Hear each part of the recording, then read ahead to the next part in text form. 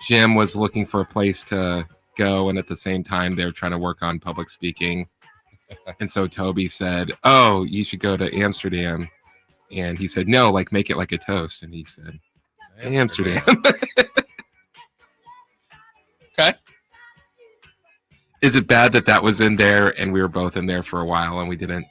I saw it through the video, and I went, "Wait, that's something different there." Oh, that's Zach Levine. Yeah, I didn't even notice when I walked in.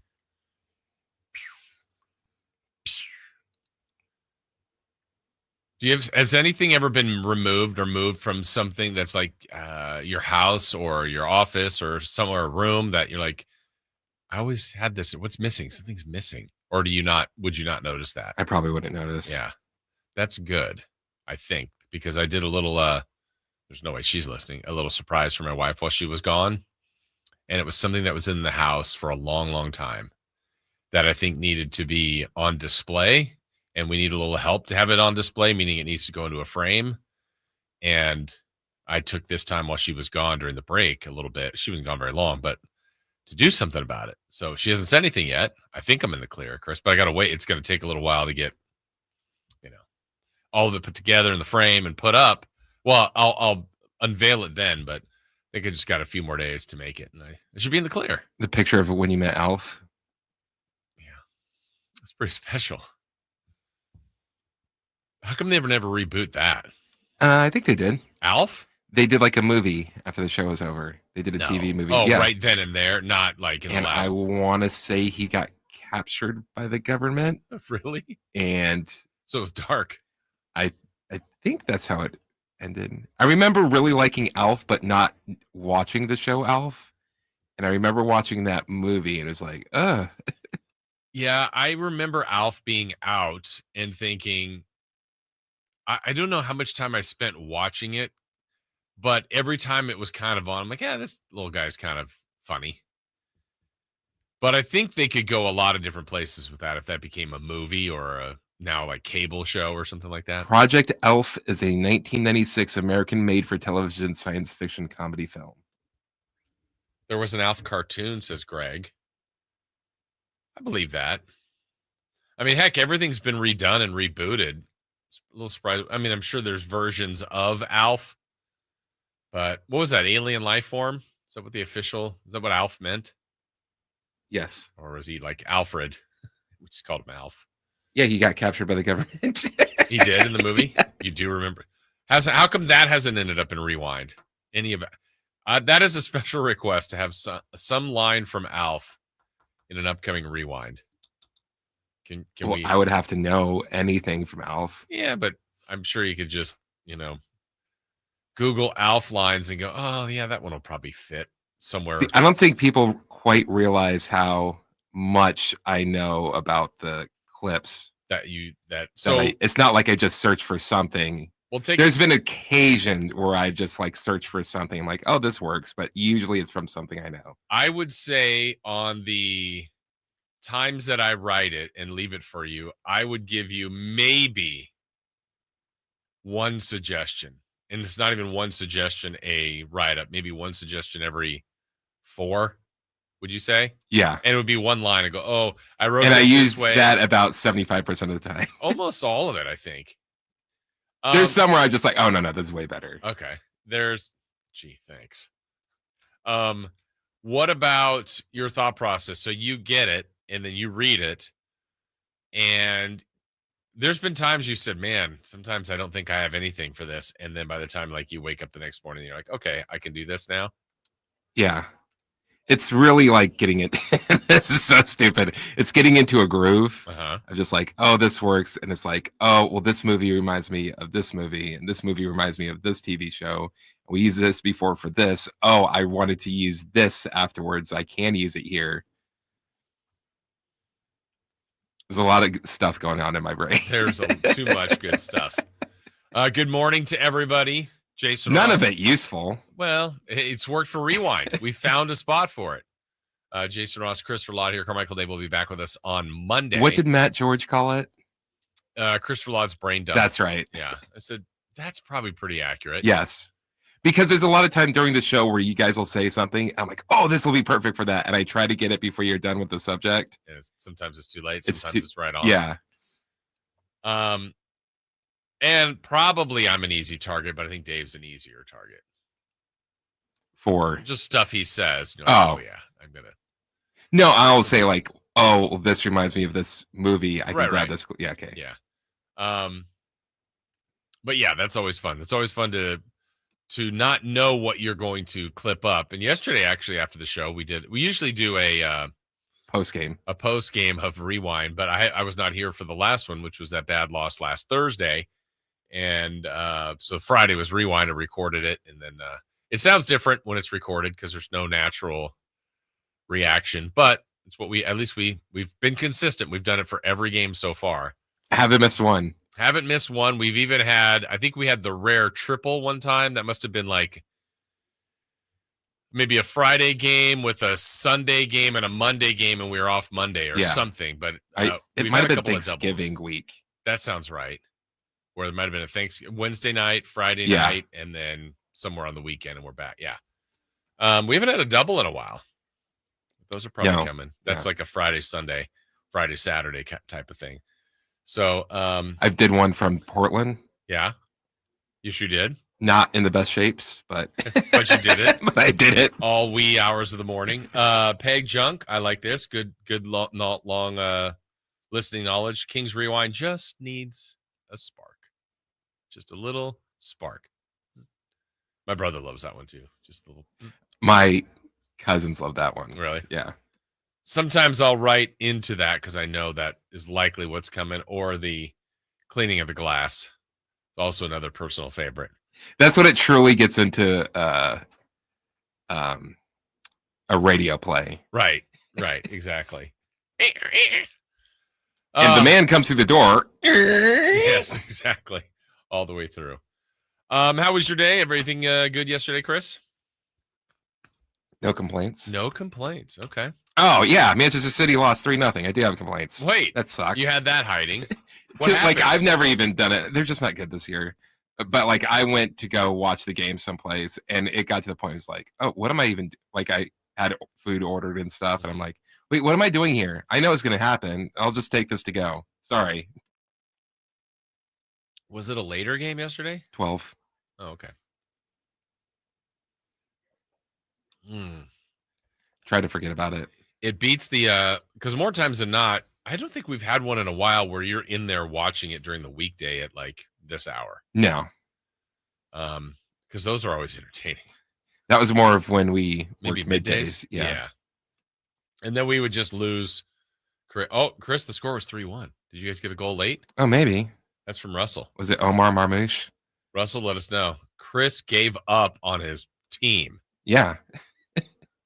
You're one of those fans? They gave up on me first. Oh, they did? Yeah. But you're still supportive. For the first time ever, I choose to walk out on you. Oh. McAtee scored at the end.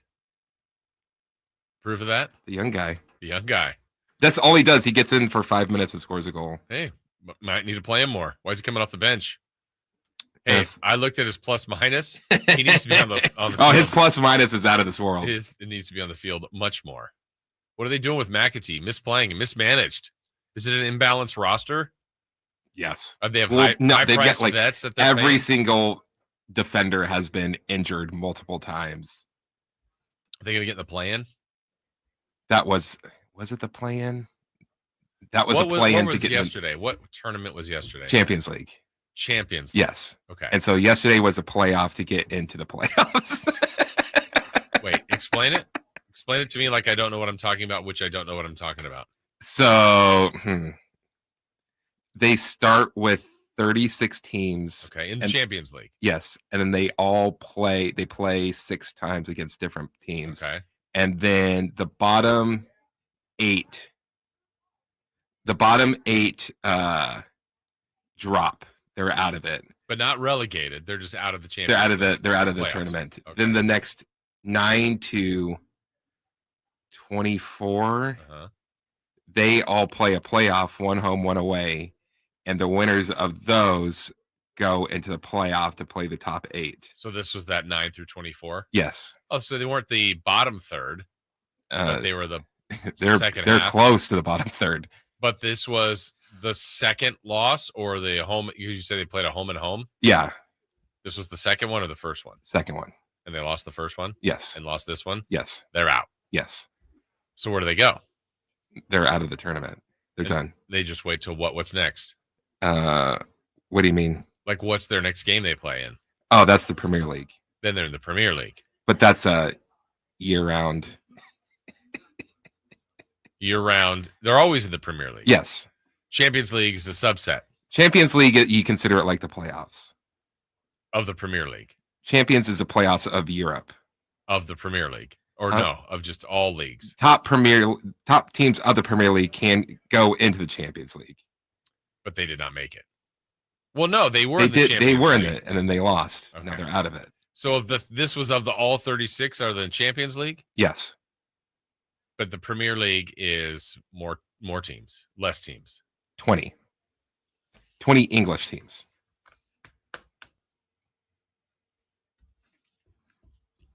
That's all they got? They're still in the FA Cup.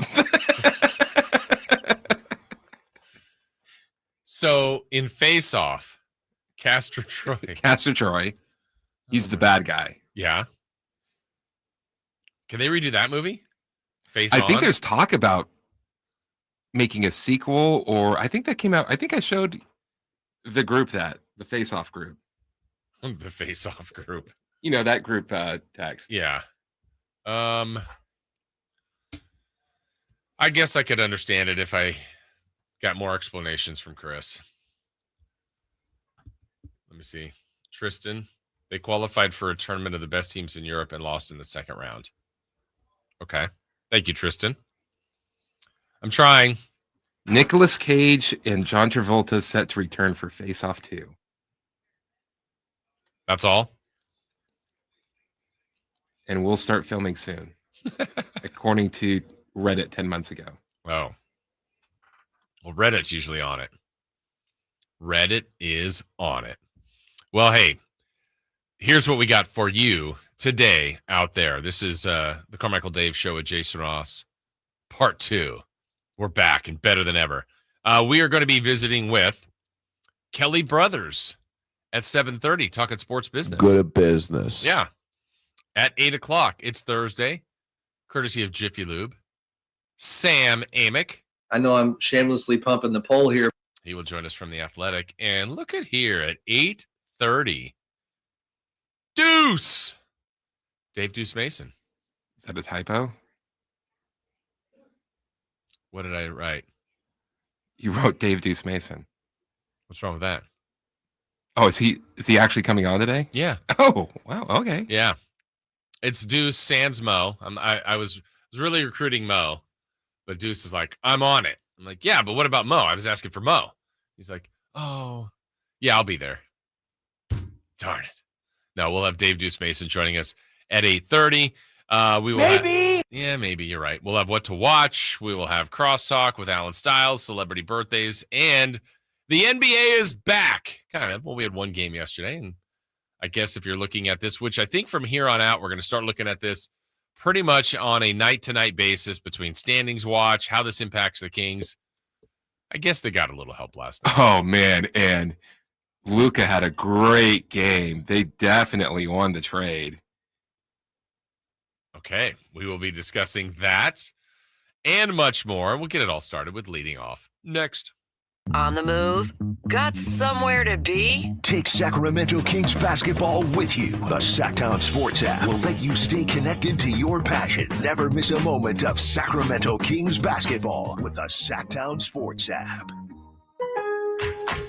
Lowe's knows that free is just better. That's why Milo's Rewards is free to join. As a member, you earn points towards Milo's money on eligible purchases, get exclusive free gifts, and earn free shipping at Silver Key status, all on top of weekly member-only deals. Don't wait. Join Milo's Rewards for free today and start saving more.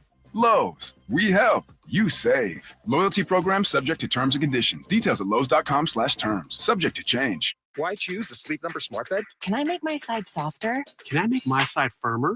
Can we sleep cooler? Sleep Number does that. Cools up to 8 times faster and lets you choose your ideal comfort on either side. Your Sleep Number setting. And now save 50% on the new Sleep Number limited edition smart bed. Limited time. Exclusively at a Sleep Number store near you. Learn more at sleepnumber.com.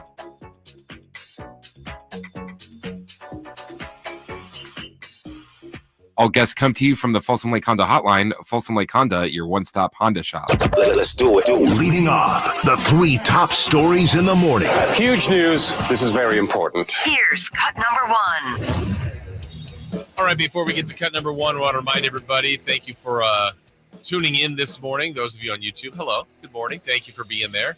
Hit the thumbs up, like, subscribe, all the things that we would like you to do for us. We do appreciate that. First and foremost, we do thank you for being here. Text line 916-339-1140, 1-800-920-1140. Also phone lines if you want to get in between now and the end of the show. Feel free, but to call any of our shows, all of our hosts. They're friendly. They're kind. They would like to talk to you. I'm speaking for the other shows. Not me, though. Don't call me. Whatever you do, don't. No, you can call. Feel free. Do whatever you would like. All right, we got a jam-packed show, so let's do it. Let's get you started. As you heard there with cut number 1. Corner 3, off again. Doncic rebound. Luka, long lead. Wants LeBron. Can't find LeBron. Yeah, it's a little too long that time. You enjoyed the mess out of that clip. 5 turnovers in the first quarter? For Luka or LeBron? Luka. Chris, you got to give them time. So they've played the Jazz and mollywopped them. They played the Jazz and got worked. And they've played the Hornets. Hornets are doing pretty good this year, right? Not the Stingers up. Oh, okay. Charlotte, is that LaMelo and Luka.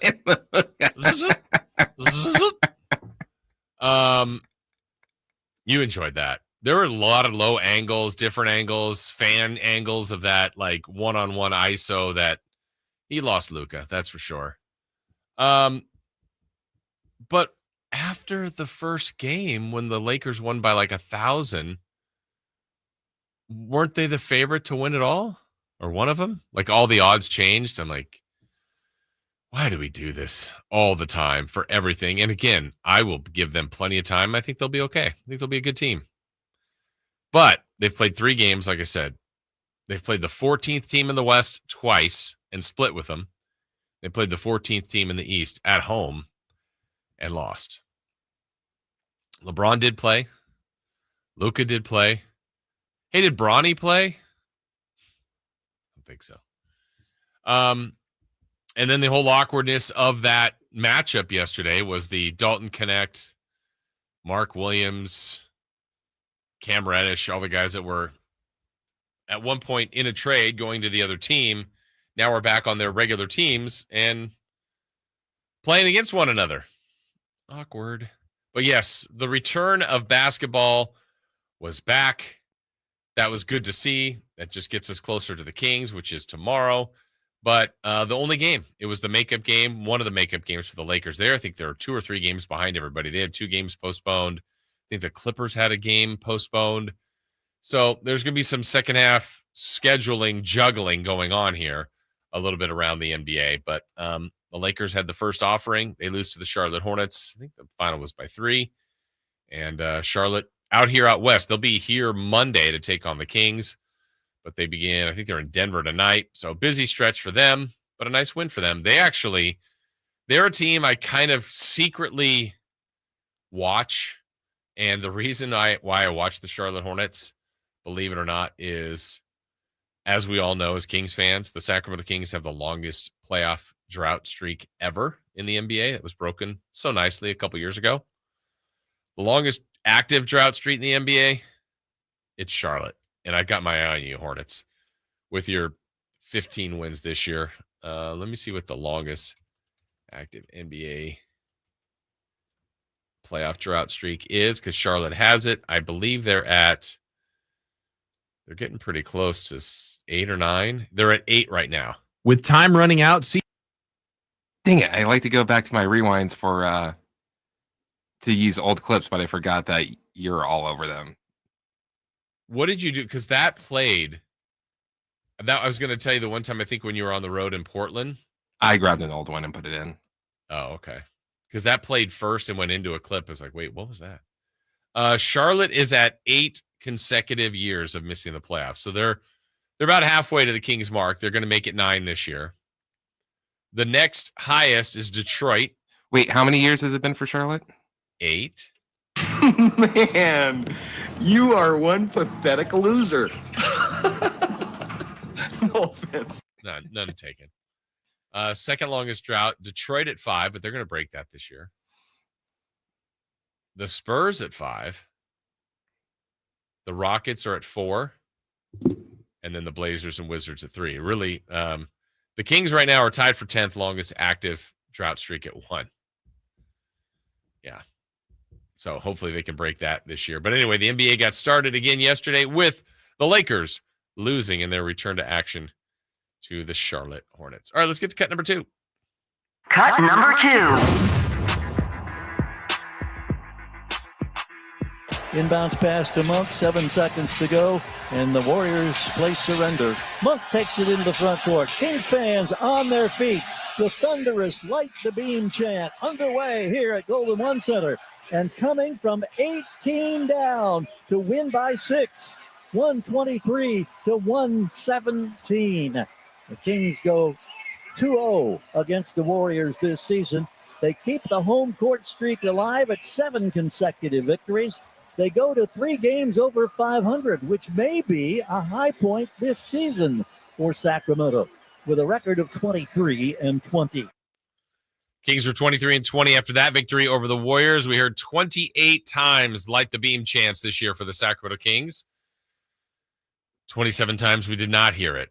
There are 27 games to go. How many more beam lightings will it take for the Kings to get into the play-in and or playoffs? We will discuss that a little bit later. But yes, one more day we wait. Tomorrow night, our Sacramento Kings will be back on the floor. A home game against the Warriors. And man, oh man, does that feel like a big game.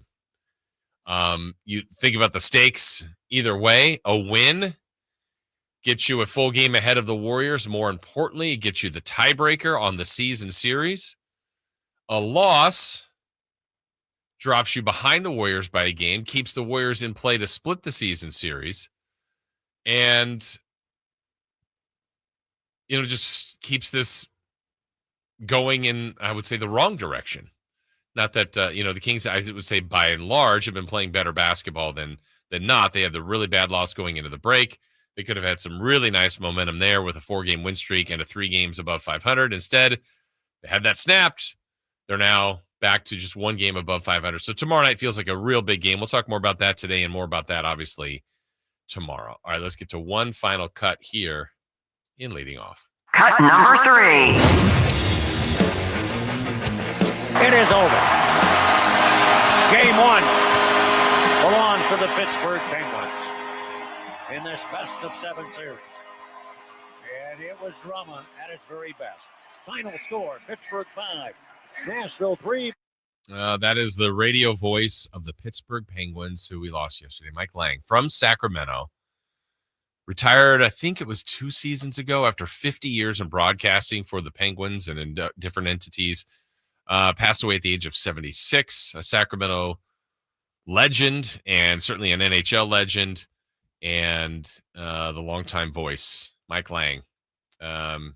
Truly one of a kind, and to know that he was from here, Hall of Fame broadcaster for the Penguins, again, passed away at the age of 76, had an incredible hockey background and iconic sayings, and just truly one of a kind, and wanted to at least spotlight him and his great career and acknowledge the passing of Pittsburgh Penguins voice, Mike Lang. Like I said, a Hall of Famer in the NHL, but truly one of a kind. And the fact that he was born in Sacramento, wanted to give a acknowledgement and a tip of the cap to him. Kind of speaking on that, want to kind of continue that theme here early on in the show, at least when we return, and how lucky we've had it here to have like Mike Lang, born from here, has gone on, and others have gone on to other locations. But the people we've had here as broadcasters, we've been pretty lucky, and we'll kind of go over that. We've got a lot more of the show to get to, NBA storylines to follow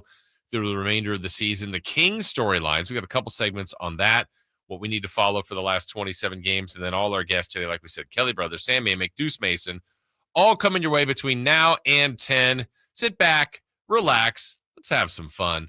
And you know what else we're going to do? We're going to have a blast. We're going to do all that coming up right here on Sacktown Sports. You never know what you might hear when listening to a Sacramento Kings game. Out of Keegan, going for another triple. Man, is he feeling it. Keegan, can he do it? Yes, there's number 11, Keegan Murray. Keegan steps back. He just knocked down his 12th three-pointer, a Kings franchise record. He's got 45 points. Never miss a moment of Sacramento Kings basketball with Sacktown Sports and the Sacktown Sports app. Sacramento weather is brought to you by Folsom Lake Kia. I'm Tamara Berg in the KCRA 3 Weather Center for your Thursday. Looking at some areas of patchy fog for the morning commute. A cool start as we head through the afternoon. We're looking at mostly sunny skies with a bit of a north breeze. Temperatures up this afternoon, highs peaking in the upper 60s. Get the latest forecast on the KCRA 3 News and the KCRA 3 app. Coach Christie here with the winning play for you. Shop Folsom Lake Kia right now for low payments and zero down deals with approved credit. Go see my friends and upgrade your ride today or shop FolsomLakeKia.com.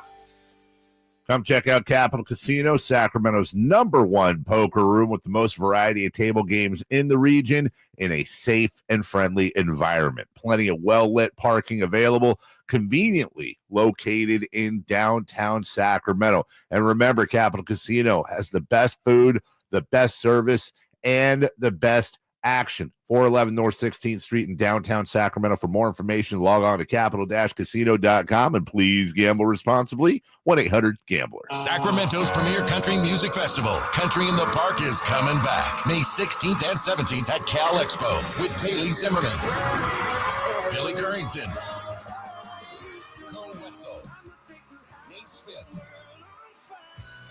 and more. You'll enjoy food trucks, rock walls, and a mechanical bull, line dancing, and more. Single-day GA tickets start at $52 at CITPFest.com. Country in the Park, May 16th and 17th with the California Army National Guard. Find out more at CITPFest.com. For 70 years, we've been known as the Humane Society of the United States. But as the challenges animals face have grown, so have we. We are now called Humane World for Animals. And with you on our side, we are going to end animal cruelty around the globe. Humane World for Animals, the end of animal cruelty.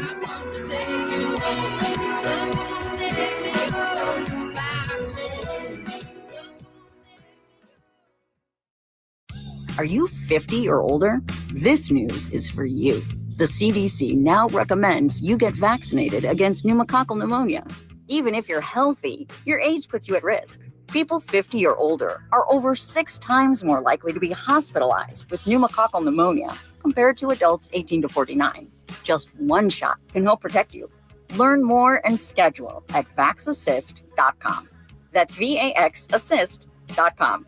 Sponsored by Pfizer. Hey, Mom, I've been meaning to talk to you about some new COVID information I saw online. I read that Black folks like us with certain conditions like diabetes, heart disease, mental health conditions, or being 50 and older, like you, are at high risk. Boy, you sound like a commercial. I'm just saying. I know you love your ginger teas and essential oils, but remember, there are treatment options for COVID-19. I promise if I get sick again, I'll call my doctor to ask about my options. Visit WeTalkWeRise.com to learn more. Brought to you by Pfizer. No two people learn the exact same way. So how did Babbel become the award-winning language learning app? We thought of you, all of you. Take Sierra. As a visual learner, she uses Babbel's wordplay videos. Today I'll share a quick lesson on shopping French. Merci beaucoup. Keith is a be in the room with real people kind of learner. So he loves the live online classes with our language experts. Okay, class. Vos está pronto. Estamos prontos. However you learn, Babbel makes it easy. Try Babbel for free at Babbel.com. BABBEL.com. Hurry in and save big during Honda's President's Day sales event at Folsom Lake Honda, your one-stop Honda shop. Hurry in and save on our best selection of new Hondas. Each is priced to sell now. Folsom Lake Honda is your one-stop Honda shop for great pricing on a giant selection of new CRVs, HRVs, Civics, and Accords with low finance and lease options. Plus, get an instant cash offer for your trade. Get to Folsom Lake Honda or go to FolsomLakeHonda.com. Folsom Lake Honda, yeah, your one-stop Honda shop.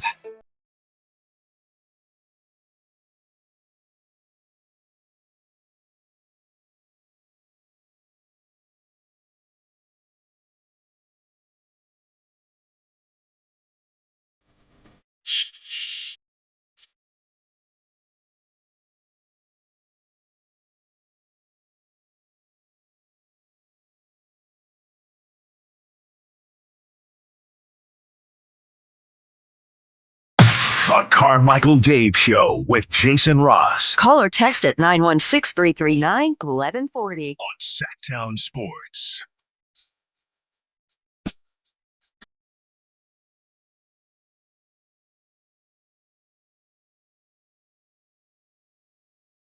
It is over. Game one belongs to the Pittsburgh Penguins in this best of 7 series. And it was drama at its very best.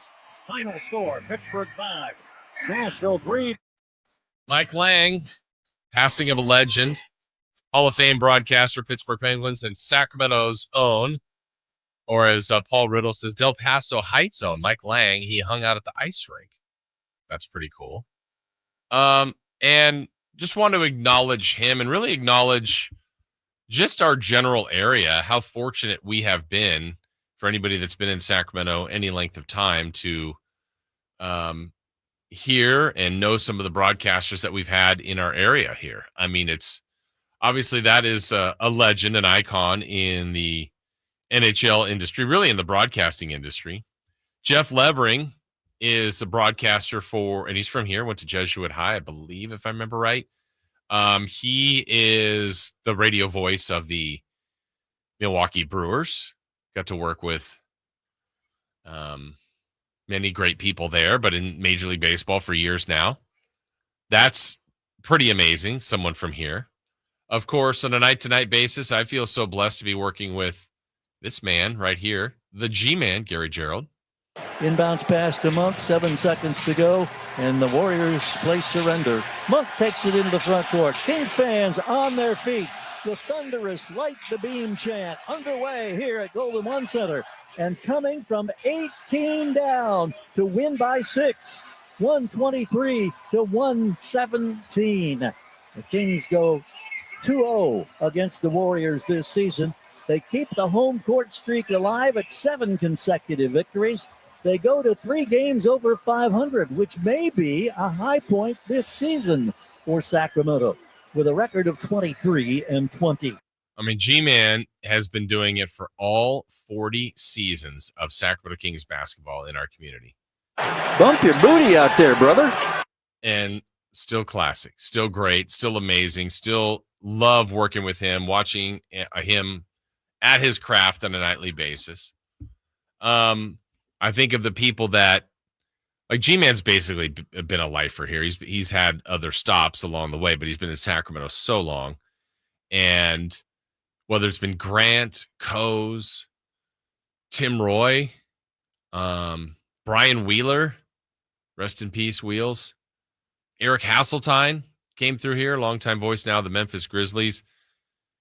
We've been pretty fortunate to have the kind of the group of people that have come through our region and either stayed here and made homes here and become household names, and or have, had the ties here, the connections here that we have watched grow up here to move on and take their careers elsewhere. And there's lots of other people. I've just wanted to highlight, really, it started behind the passing of Mike Lang, but it's just, we've been fortunate. And then even the people that, de facto we get to hear through here more on a regular basis, whether it's going to be the A's starting soon, a guy like Ken Korak, who is truly amazing to me, Johnny Dosko.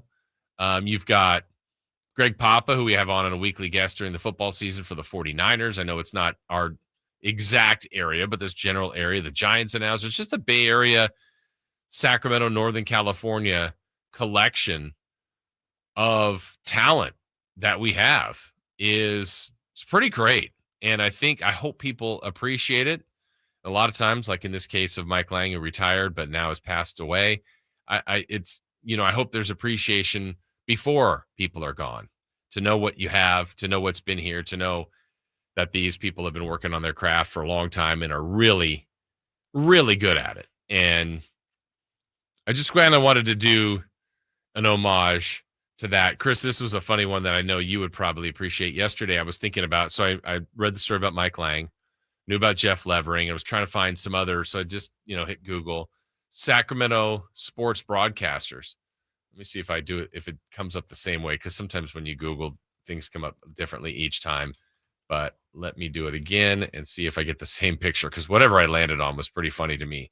Let's see. Oh, it's already a little different. Okay. But what came up, there was a lower. Yes, no, here it is. Okay. So when it goes, people also search for. So when I get Sacramento sports broadcasters, there's 1, 2, 3, 4, 5. There's 6 pictures at the bottom where it says people also search for. And there's Kyle Draper, and it's Drapes. There's Mark Jones, and it's Mark Jones. There's Gary Gerald, it's G-Man. Scott Moak, Doug Christie.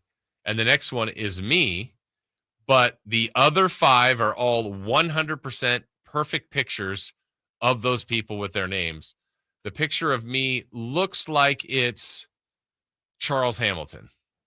Chucky T? It's not him, but that's what it looks like. It's a guy with You got a big beard? Full bushy beard, and it looks like he's singing. Oh, it's not you? No, it's not me. Wait, what did you search again? I'll show you Sacramento sports broadcasters. And like at the top, there's Grant, Johnny Dosco, Gary Gelfand, Gary Gerald, Katie Christensen. But when you scroll down a little bit lower through Google, it says people also searched for. And I want to see if you get those 1, 2, 3, 4, 5, 6 pictures. And everyone, again, Drapes, it's his headshot. Mark Jones, G-Man, Moak, looks like he's getting an award. Doug Christie's like in a T-shirt at something. And then me, you see the picture of me? I do. I don't know who that is. And then you click that, and then that goes to, there's like a techno singer that has my name, Jason Ross. There's a lot of Jason. Hey, there's Ross. Jason Ross merch. Is there? So I found that ironic when I was looking at that yesterday. I go, everybody's got the accurate picture except for me. We might have to get some Jason Ross baseball jerseys. You see those? Yeah. Wait, where did you go? I clicked on Jason Ross. And then that took me to, like, if you go down a little bit.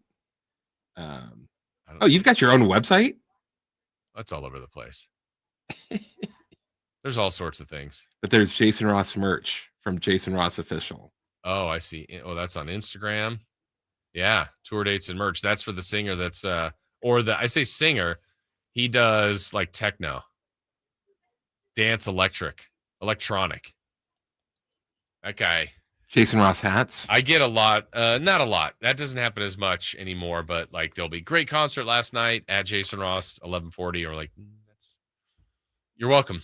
You're welcome. I'm one of one. I'm one of one. But we are truly in a special time, I think, with all the different people that we have here that are currently doing broadcasts, people that are still at the top of their game, like the G-Man and others. It's truly a wonderful time. All right, when we return, we will come back. We will try to find some more merch for me. But we will talk about the NBA storylines. Not that the NBA is back. We had the Lakers last night. Their loss to Charlotte, but some of the other things around the league before we get to the Kings and their top storylines for their final 27 games. The last third of the season is here. We will discuss that league-wide, what to watch for and what to look out for in the remaining storylines of the NBA season. That is next. You never know what you might hear when listening to a Sacramento Kings game. Out of Keegan, going for another triple. Man, is he feeling it. Keegan, can he do it? Yes, there's number 11, Keegan Murray. Keegan steps back. He just knocked down his 12th three-pointer, a Kings franchise record. He's got 45 points. Never miss a moment of Sacramento Kings basketball with Sacktown Sports and the Sacktown Sports app. Coach Doug Christie here for your truck headquarters, reminding you that every deal at Folsom Lake Ford is a slam dunk. Shop all your favorite models on sale now, including America's best-selling truck for over 47 years, Ford F-Series, plus a huge selection of Broncos, Bronco Sports, and all of Ford's award-winning SUVs at FolsomLakeFord.com. Listen, I know a great play when I see one, and if you want to save on a new Ford, you gotta drive the lane straight to Folsom Lake Ford in the Folsom Auto Mall. Right now, buy any new Ford with zero down on approval of credit. Save big with low interest financing, and Folsom Lake Ford always pays top dollar for your trade. So hurry to Folsom Lake Ford, a 6-time Triple Crown winner for sales and service excellence. That's why they're my trusted dealer, and they should be yours too. Tell them Coach Doug Christie sent you, or shop them online at FolsomLakeFord.com.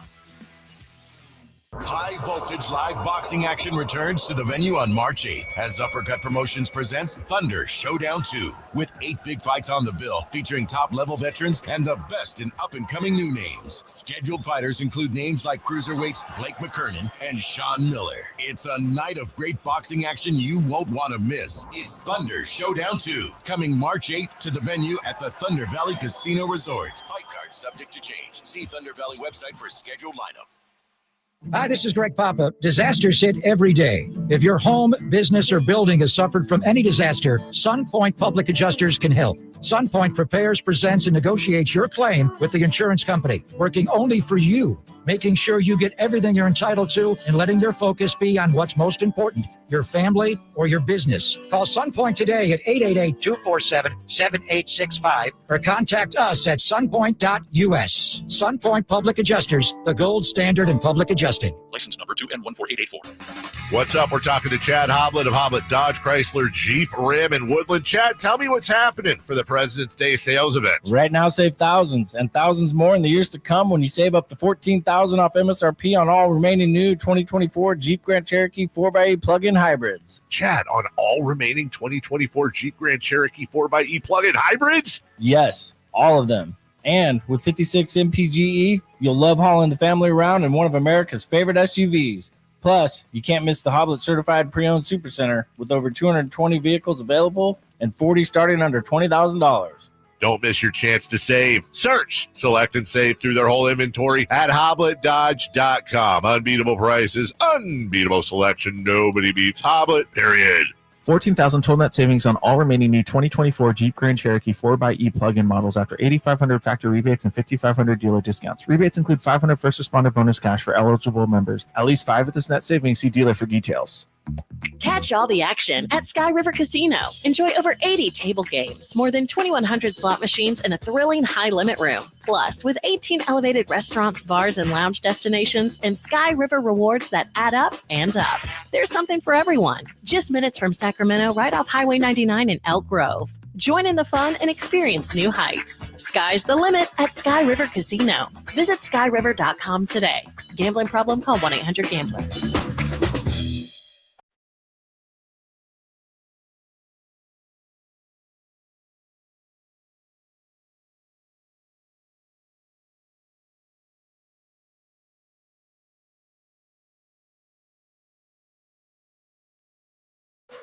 Waking you up with the best in local sports. They just make it interesting, you know? It's the Carmichael Dave Show with Jason Ross on Sacktown Sports.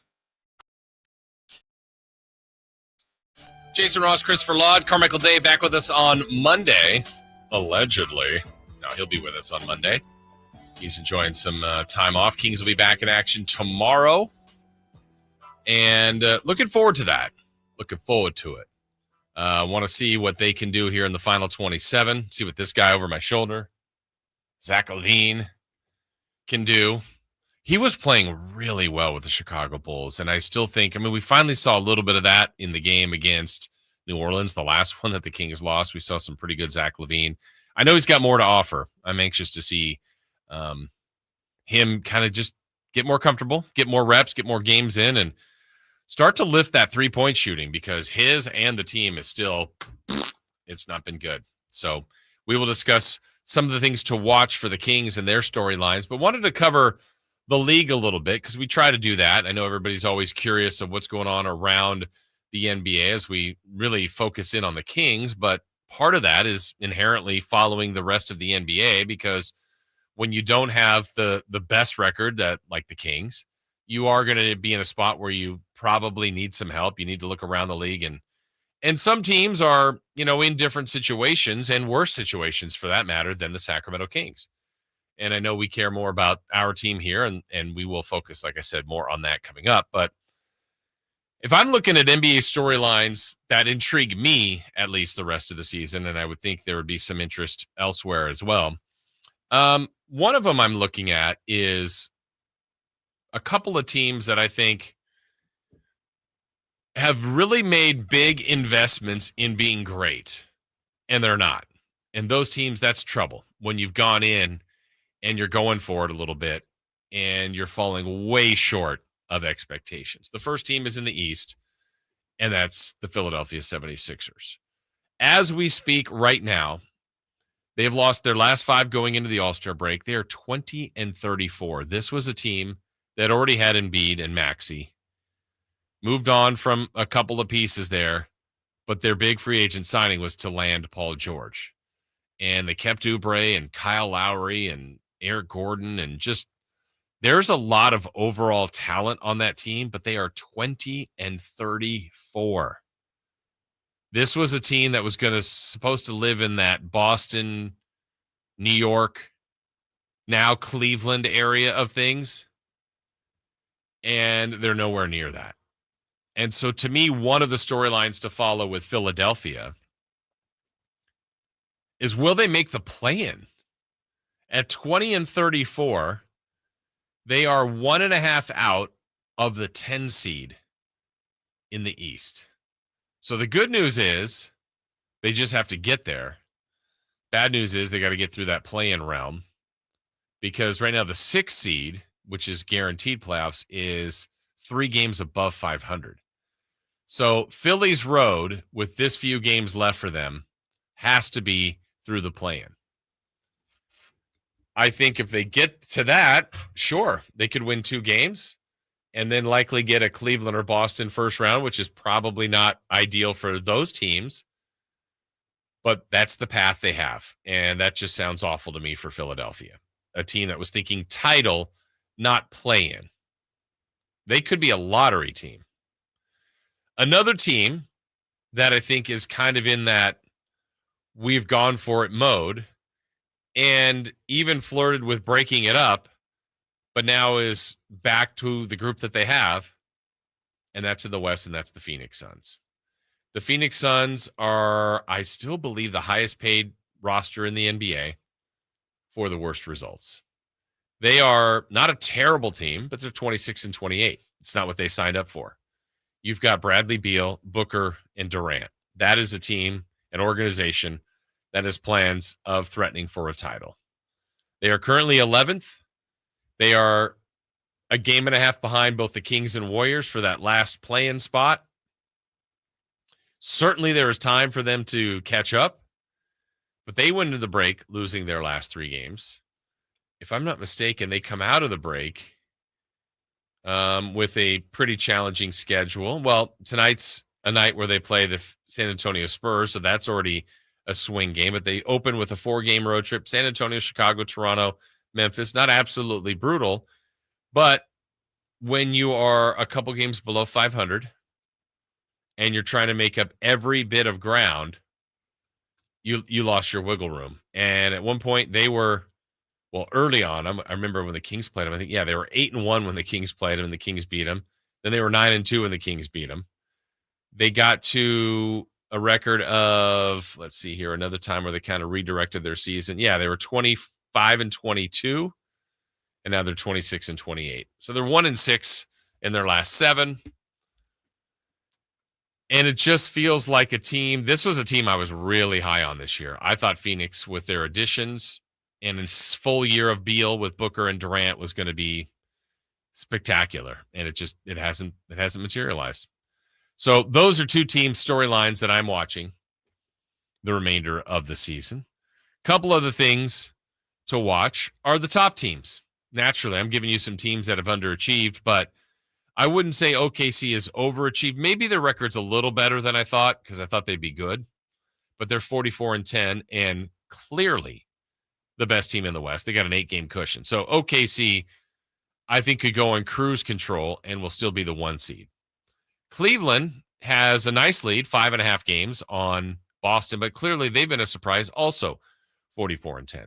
So the question to me about those two teams and their storylines, are they clearly the teams to beat? Now, records suggest that they are, but I would probably, love to put a poll question out there for a lot of NBA fans and ask the question, do you have Cleveland coming out of the East?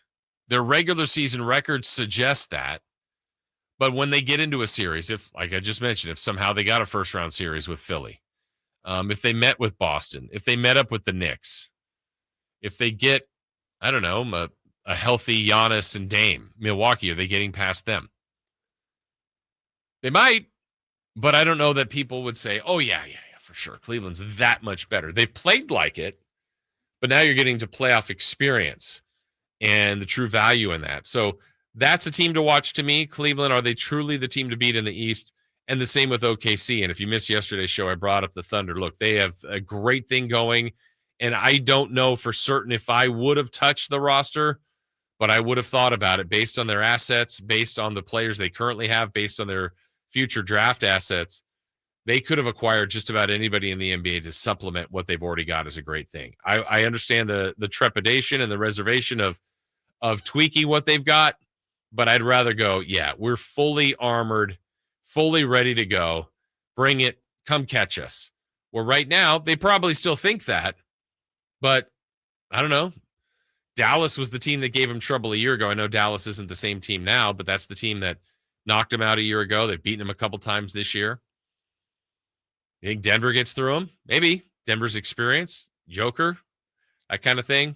So those two teams I'm curious about, OKC and Cleveland, whether or not they can continue their regular season dominance into the postseason. Also, I'm looking at the MVP race. Right now, I believe it's the Joker and SGA. Feels like a two-team race, two-player race. Maybe someone else can sneak in there.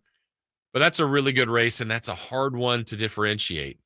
SGA's got great stats and the best record. The Joker, I mean, every single night what he's doing. And I don't have fatigue on him if I was a voter. That would never be my reason to not vote for the Joker for the MVP. If you pick an SGA because you think he's having a better year, totally fine, but not because of Joker fatigue. That's not why I would do it. And I would say the last one, let's look at the bottom of the standings. These are the teams that are Toronto, Charlotte, Washington, Utah, New Orleans. Who's going to fall for Flagg? Cooper Flagg clearly seems to be the number one pick. People can give themselves the best chance to draft him. But I think that's one other storyline to watch. Who's kind of near the bottom that gives themselves the best opportunity. I still look at a team like New Orleans. Of all the teams I mentioned, Toronto, Charlotte, Washington, Utah, New Orleans, they have the most talent on their roster. A lot of it's hurt. If they got someone like Cooper Flagg to go with Zion, CJ, Herb Jones, DeJounte Murray, man, some of the stuff they've got, they could be a quick bounce back, much like Memphis was this year after finally getting healthy. All right, first hour in the books. When we return, Kings storylines, some of them to watch for the last 27 games. We'll take yours as well on the text line or on our YouTube chat, some things you're watching for.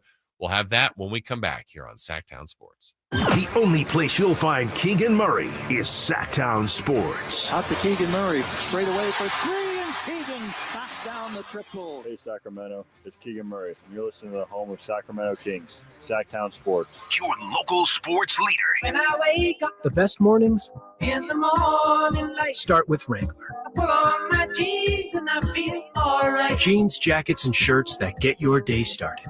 Good mornings make for better days. Wrangler, for the ride of life. Mornings can start feeling the same. Wake up, brush teeth, go to work. Sacramento weather is brought to you by Roseville Auto Mall. I'm Tamara Berg in the KCRA 3 Weather Center for your Thursday. Looking at some areas of patchy fog for the morning commute. A cool start as we head through the afternoon. We're looking at mostly sunny skies with a bit of a north breeze. Temperatures up this afternoon. Highs peaking in the upper 60s. Get the latest forecast on the KCRA3 News and the KCRA3 app. There's only one place where you'll find thousands of top brand vehicles and a friendly staff. Find the perfect ride tailored to fit your budget and save even more when you shop the largest selection of certified and pre-owned vehicles online at RosevilleAutomall.com. The Roseville Auto Mall, driven to be the best. Why choose a Sleep Number smart bed? Can I make my side softer? Can I make my side firmer? Can we sleep cooler? Sleep Number does that. Cools up to 8 times faster and lets you choose your ideal comfort on either side. Your Sleep Number setting. And now save 50% on the new Sleep Number limited edition smart bed. Limited time. Exclusively at a Sleep Number store near you. Learn more at sleepnumber.com.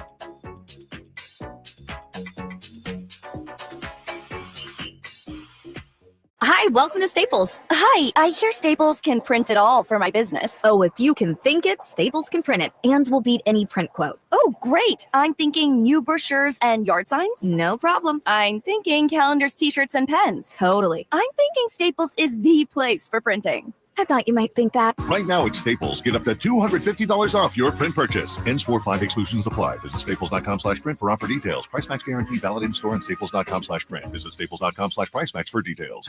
Hey, it's Carmichael Dave coming to you from a good friends at American Energy. Look, it's already cold outside. It's only going to get colder. American Energy wants to help you stay warm and make sure your system is operating safely. So right now is the time to take advantage of the $49 tune-up inspection. Normally $119, $49 right now, and that includes a full safety and duct inspection. And check it out. If your system's over 10 years old, and I'll bet it is, the tune-up, yeah, it's free. It's free from a company that's been in business since 1981, serving the greater Sacramento area. A+ Better Business Bureau. Check their Yelp, check their Google reviews. Don't take my word for it. Give them a call right now. $50 off your first recommended repair. If you need a new furnace, half off the price of a new unit. Check them out at theaeway.com and tell them Carmichael Dave sent you. Call 916-520-9990 now. Sun is shining, the chairlifts are spinning. That's right, stellar weather here at Palisades. What are you waiting for? Hop in your Toyota and head on up here. I'm Johnny Mosley, and this is your Thursday Toyota Tahoe Report. Thanks, Johnny. It's warming up here in Tahoe. Today we've got a high near 40 degrees and sunny skies. Clear skies tonight and a nice day on the slopes tomorrow with a high up to 47 degrees. This report is brought to you by your local Toyota dealers. Toyota, let's go places. If you're 55 and up, T-Mobile has plans built just for you. 2 lines of unlimited for just $30 a line. That's a 45% savings compared to Verizon and AT&T. But don't just take our word for it. It's not just the savings that are great with our T-Mobile plan. There's all this value from all these other things that T-Mobile offers. T-Mobile has been such a savings for us. We love it. Switch today and get 2 free 5G phones like the Motorola Edge with Turbo Power charging that gives you power for the day in just 15 minutes. And customers 55 and up can get 2 lines of talk, text, and data for only $30 a line. Go to T-Mobile.com/choice55 to learn more. With AutoPay plus taxes and fees, plus $5 per line without AutoPay. Debit or bank account required. 45% off 2 lines versus AT&T Starter and Verizon Welcome. Plan benefits vary. Motorola Edge on us with 24 monthly bill credits and new line for well-qualified customers, plus tax and $35 per line connection charge. See details at T-Mobile.com. Motorola Edge requires 68-watt charger. Charger sold separately. Actual performance will vary based on usage and configuration. There's nothing quite as serene and beautiful as our Sacramento rivers. It's something we can all take pride in. But just one piece of litter can ruin the picture. I'm Alan Stiles from Sacktown Sports. Let's work together to keep our community beautiful and make Sacramento litter-free. Clean rivers don't just mean beauty. They mean healthy fish, safe swimming, and a vibrant ecosystem. So remember, be river-friendly. Every little action makes a huge impact. Visit BeRiverFriendly.net now to be a part of the difference. Way to go. You've stuck to your resolution to become a fitter you, and now those exercises that pushed you to your limits the first time around are already feeling easier. So what's next? At InShape, taking your workout to the next level can be as easy as trying something new. Take our small group training classes like boxing, rowing, and more, or set new goals with an InShape personal trainer. Then recover with a massage or the sauna, also known as the best part of the workout. We are InShape. You are ready. Join online today at InShape.com. All guests come to you from the Folsom Lake Honda Hotline. Folsom Lake Honda, your one-stop Honda shop. KHD1 Sacramento, KYMX HD3 Sacramento. From the Power Business Technology Toshiba Studios. This is Sacktown Sports 1140. The Carmichael Dave Show. He's on the microphone when he's not on the microphone. He's playing a song, and when he's not playing a song, he's on the microphone, and then boom. With Jason Ross. No, he didn't.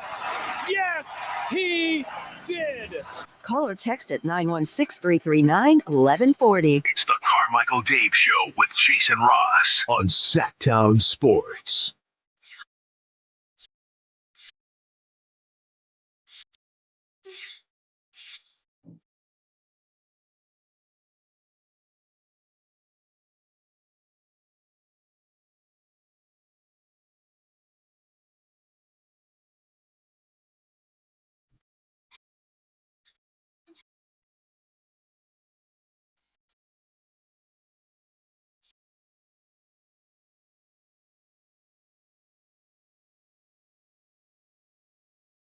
One hour from now, Sam Amick from the from the Sacramento Bee. Wow, from the Athletic. I know I'm shamelessly pumping the poll here. Will join us, and I've known Sam since the State Hornet. Sac B, I think it was USA Today, SI. Might be another AOL. Maybe was he? Mm-hmm. AOL, did he? I think so. AOL, yeah, there was some sort of AOL. USA Today. USA Today for sure. SI. Yeah, I think there's somewhere else in there. We'll see. I want to say, you can ask him. Okay. That'll be a question for Sam. All the different stops. Do you think when they got paid, they got you got paid? I hope so. I want to think that. I hope they did. Jason Ross, Christopher Lott here this morning. Carmichael Dave will be back with us on Monday. You've gotten a written warning. Again. I still remember, the things you remember over time. I remember hearing a radio ad, Chris, for people talking about the internet. Like, you can get whatever. What was this, 1928? Pretty much. But I remember hearing it, and I'm driving in my car thinking, or they're talking about getting online or the internet or some way, shape, or form around that. And I'm thinking, what does that mean? What do you mean getting on? Like this was, it was very, very beginning of this stuff. And you're like, what are they talking about? How does one do that? How does this magic box work? Yeah, times have changed. There's a very funny video. I think it's the Today Show where they're just learning about email. Oh, yeah. Isn't it Bryant Gumbel and Katie Curry? Yeah. Yeah. And it's like, oh, this isn't going to work. Oh, they were saying that. I remember seeing parts of the clip and they're like, so wait, you just received something that was, yeah. For anybody probably 25 and younger, you're like, what are you talking about? Our friend Rob got his first email address very late in life. Like way later than everybody else? Like 2010s. Wow. Wow. It's also around the same time he got his first smartphone. Okay. I know that, Rob. I'm always losing to Rob and Domino's. He's got some sort of contra code on it. That's what I think about you, too. Now that I know that you're suggesting it means that's a thing, and so you both have it, and that's why I lose. So there. The Kings storylines coming up for the final 27 games. Again, I get stuck in saying the second half of the season, but they've already played 55, so we're basically at the final third of the season. And Sacramento needs to get going. There's no other way around it for the goals that they want to achieve. And so I think when we're looking at storylines for this team, one of their goals is to be in the top six, to avoid the play-in. Right now, as we speak, that's where the Clippers live at 31-23, and the Kings at 28-27. That's not impossible to make that up, but 3.5 games and also jumping several teams will be difficult. I don't know what the number will be for the 6th seed, but I'm going to guess it's going to be in the mid to upper 40s, probably around 47, 48, somewhere in that range, 49 maybe. And so that's above the range that the Kings have been playing considerably. So I don't believe they're going to get there. I will root for that. But if that's where they want to get to, they better get hot, and they better get hot fast. To be a play-in team, they still have control of that because they are currently a play-in team. I don't love the fact that they are right now 9th, which is what they were a year ago, and they played the 10, which was what it is now, the Warriors. Now, that's a one-game situation. If you're going to pick, you'd rather be 7 or 8 and 7 would be ideal because you're at home for the first game, and if you win, you're the 7 seed, you're done, you're good.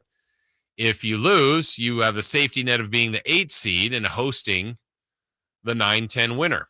That's what the situation the Kings were in last year, where New Orleans was the 7 seed, lost to the Lakers. So the Lakers as the 8 went right in as the 7 seed.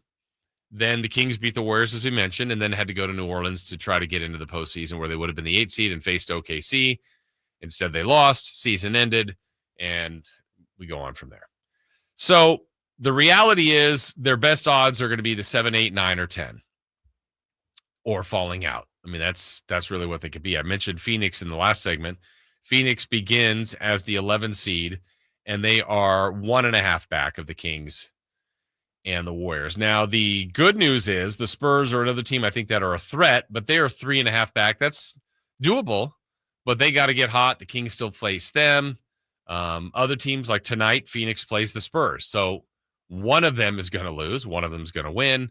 These are all good and bad things going forward for the Kings. So kind of one of the storylines to the Kings to watch is how many will it take for them to get into the top 6 as far as how many wins, or just be a play-in team.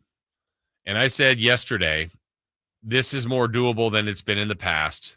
That 10 spot is going to be around 42, 43, 44 wins, I think. That's not playing that much above 500. That's kind of what the Kings have been. And they've been a little bit better than that under Doug Christie. So more of that, though, keep this in mind. I do believe the Kings have a pretty difficult schedule in this last third of the season.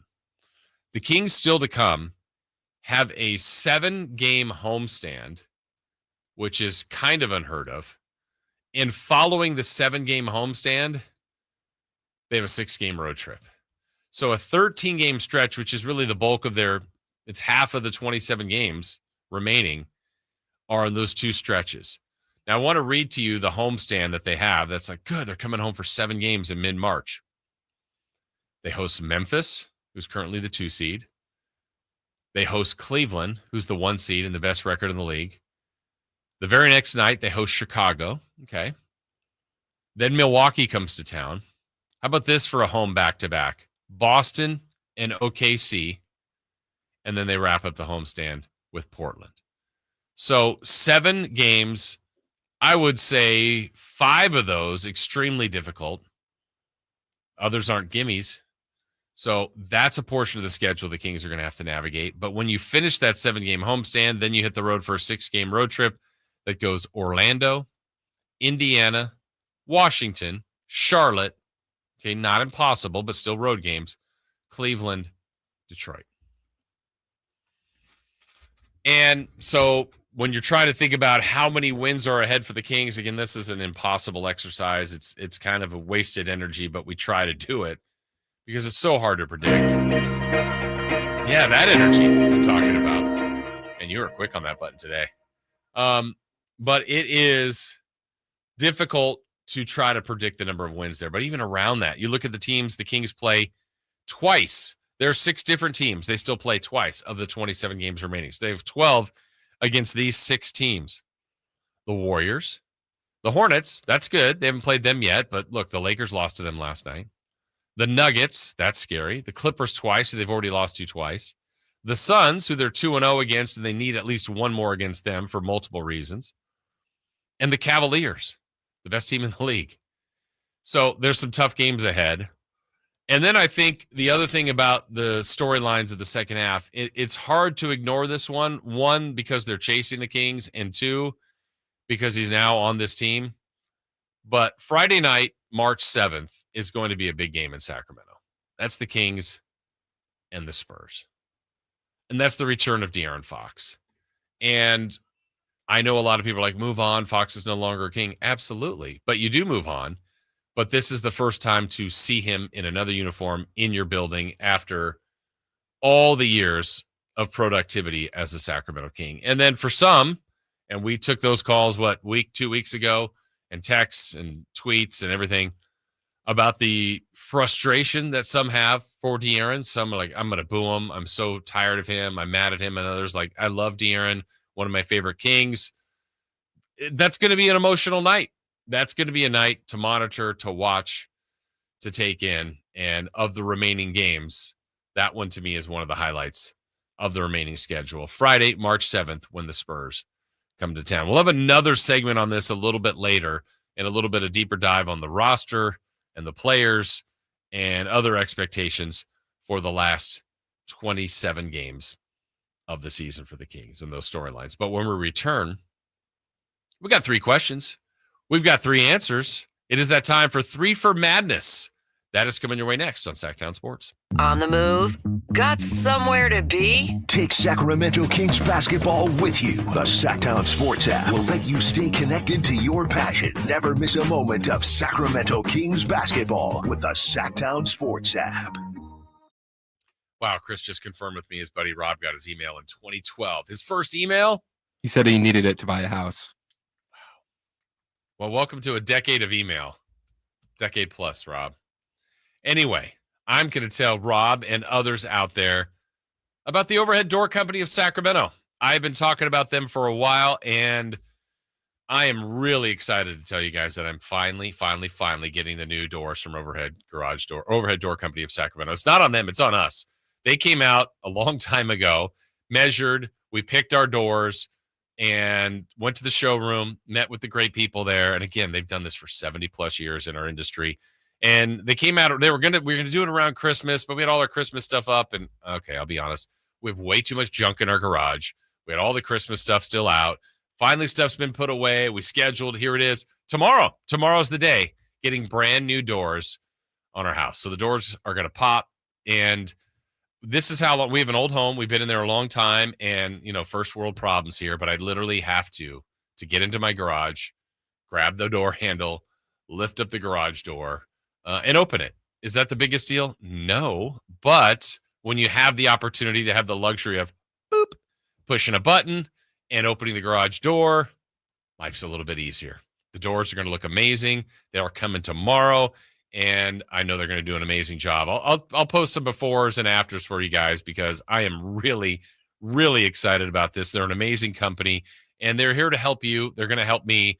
And get yourself a new door. Feel good about it. New garage doors. If you have a dual garage, split garage door, or one door, they do it for businesses, for residential. And again, 70 plus years in our community doing amazing work. It's Overhead Door Company of Sacramento.com is where you can find out more of their inventory. But check out their website. Call them at 916-421-3737. 3 questions, 3 answers. And we'll tell you more about that. Overhead Door Company of Sacramento. Always look for the Red Ribbon logo. With Jason Ross. Here's question 1. That scared me. Scared me. Scared me, scared you, scared me. Again, Overhead Door Company of Sacramento. The genuine, the original overhead door. Always look for the Red Ribbon logo. There we go. All right. 3 for Madness time, Chris. What do we got? Question number 1. MLB is going to explore using the automated ball and strike system during spring training. Do you like this idea for baseball? I was a little bit reserved on that at first. I'm like, come on, computers, enough. I've seen it done. I saw a couple different specials on how it's done. Eric Burns is a big proponent of it. And that's who I saw it with. And it's like, basically, they've got a computer system, and I'm sure it's been even refined since I watched this. This was probably 2 or 3 years ago. And Burnsy was even like behind the group that was watching it. And so there's literally someone that gets the computer signal from the booth, and they just wire it down to the umpire and say ball or strike.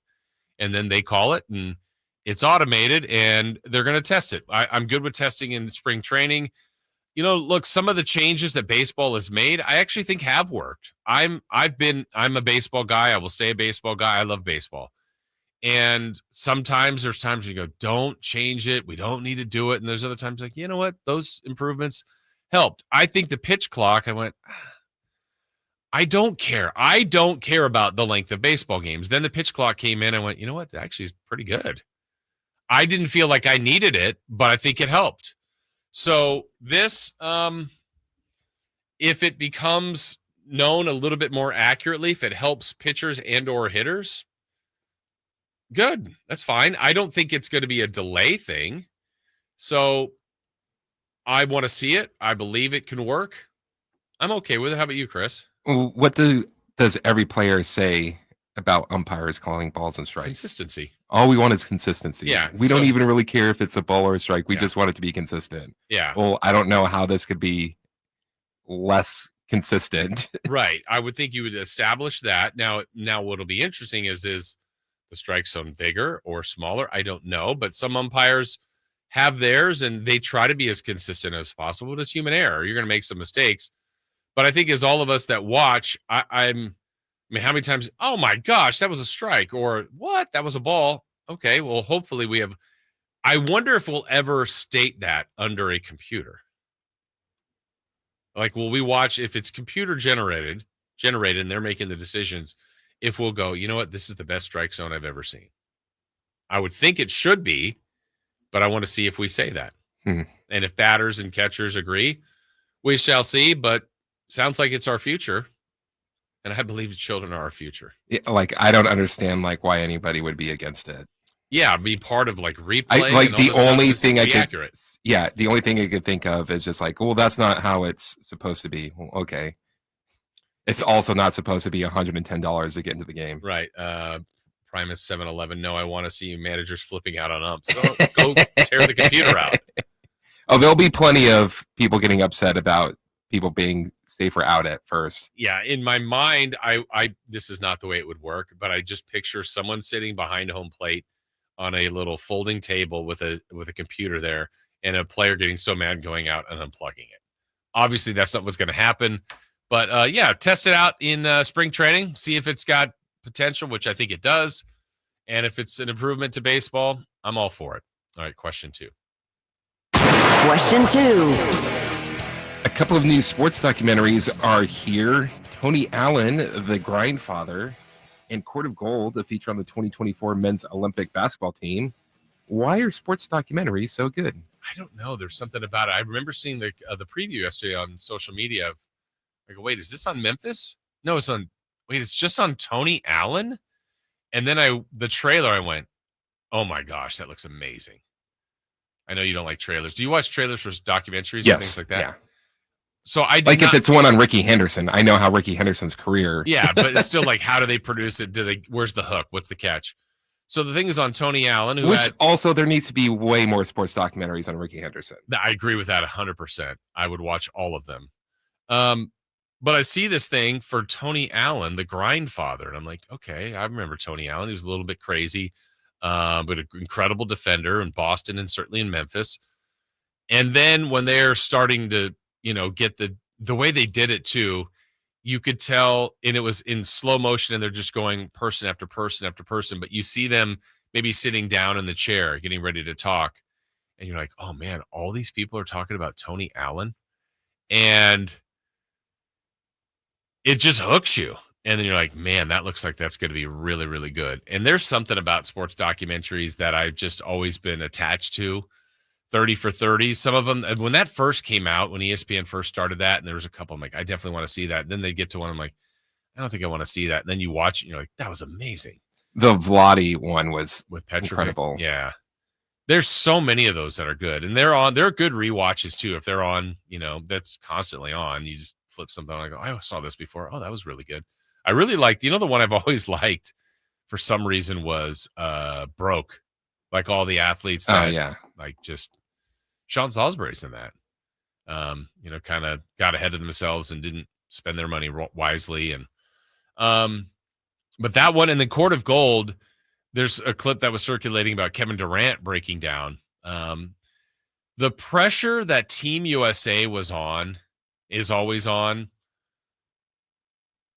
is such a hard thing to have people fully grasp. And when you saw the Olympics last year and when they won, and to see Steve Kerr afterwards, the coach of the team that's one of the greatest teams ever assembled that had to battle to win. I mean, really was in trouble a couple different times and was pushed in the gold medal game.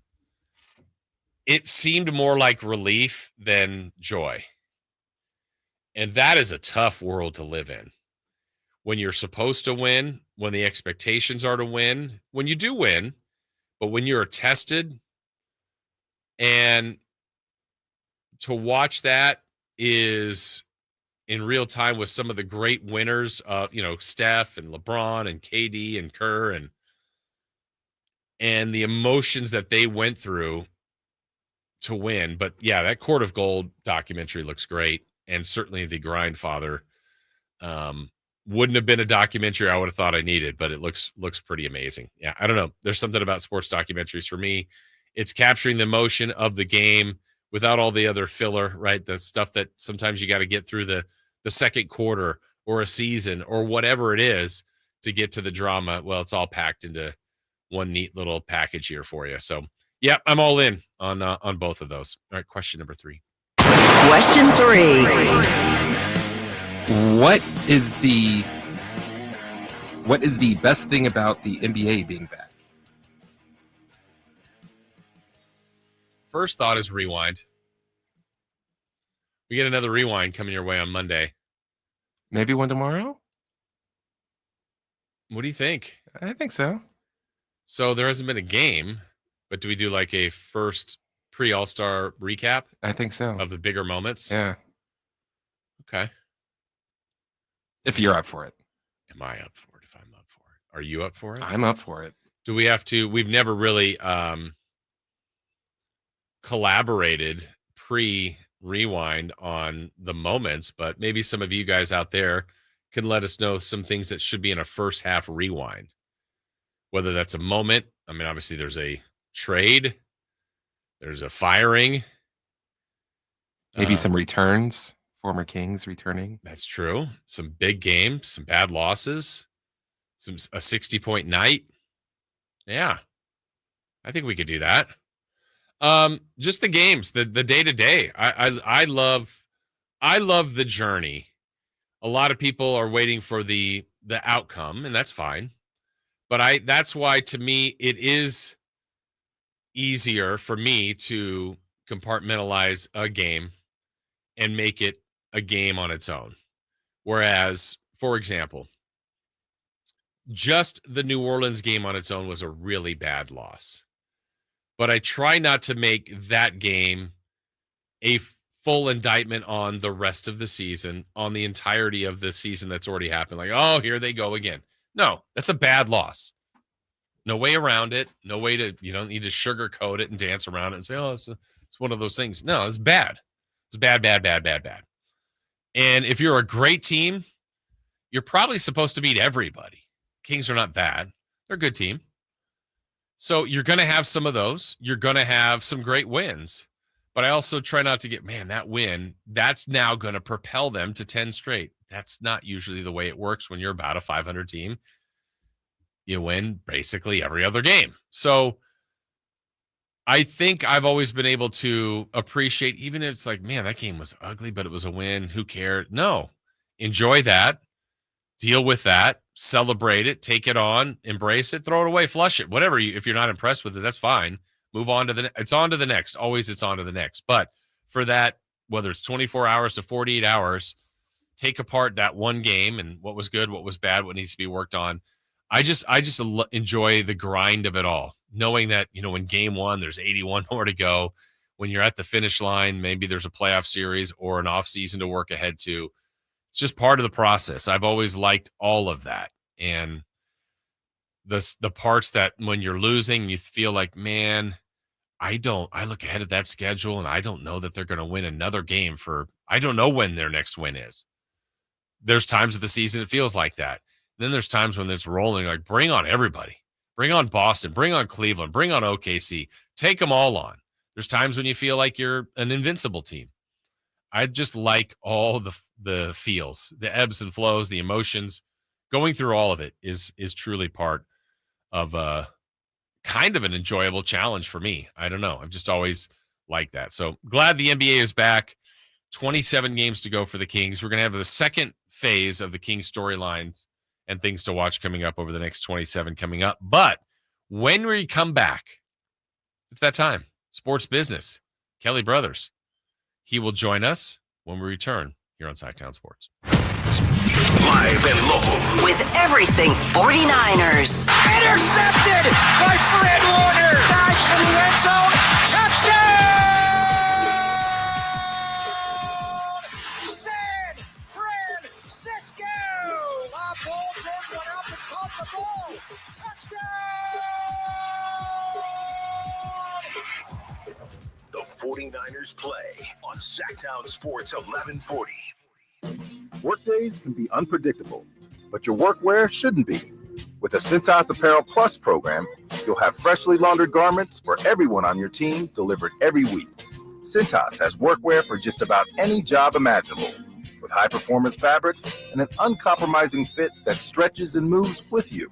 Don't leave looking and feeling good to chance. Visit Cintas.com. Oh, I'm ready! And get ready for the workday. We could all use more time. Amazon Business offers smart business buying solutions so you can spend more time growing your business and less time doing the admin. I can see why they call it smart. Learn more at AmazonBusiness.com. Right now, get up to a $15 gift card after rebate when you purchase select Superstart batteries exclusively at O'Reilly Auto Parts. O'Reilly Auto Parts.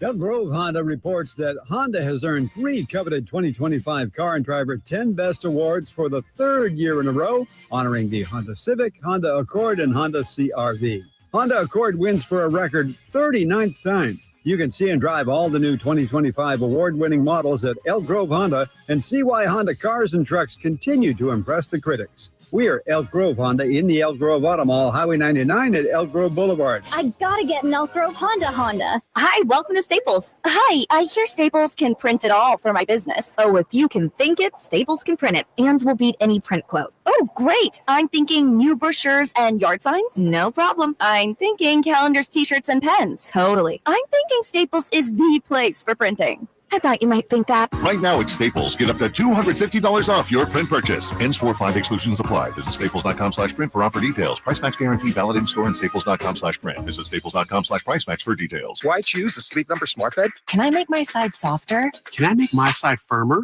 Can we sleep cooler? Sleep Number does that. Cools up to 8 times faster and lets you choose your ideal comfort on either side. Your Sleep Number setting. And now save 50% on the new Sleep Number limited edition smart bed. Limited time. Exclusively at a Sleep Number store near you. Learn more at sleepnumber.com.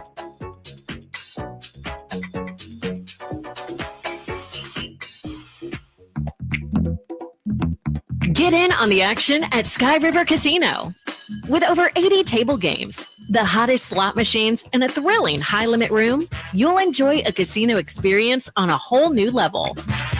Just minutes from Sacramento, right off Highway 99 in Elk Grove. Join in the fun. Sky's the limit at Sky River Casino. Visit skyriver.com today. Gambling problem? Call 1-800-GAMBLER. Joining us now on Sports Sense, certified financial planner Kelly Brothers. Kelly is an advisor with CapTrust, one of the nation's largest registered investment advisors. CapTrust counts among its clients numerous pro athletes and pro sports franchises, but most importantly serves many Northern Californians through comprehensive financial planning. Here's Kelly Brothers. And welcome in Jason Ross. No Carmichael Dave today. He'll be back with us next week, but it is that time. Each and every Thursday, 7:30, we do talk sports business with the world traveler, Kelly Brothers. The farthest you have gone in the shortest amount of time as far as distance and time spent on a quick trip. Yeah, but it was worth it. My beloved aunt in our family passed away at the age of 92, and she was a lovely, lovely person and someone we all really admired. And so I hopped on a plane. She passed on Friday and hopped on a plane Saturday. It got to Ireland Sunday afternoon, and the wake was Sunday night, and the funeral was Monday morning. and I got home Tuesday night. So it was a quick turnaround. I wasn't even there long enough to get jet lag, so it worked out. But I saw 50 family members. I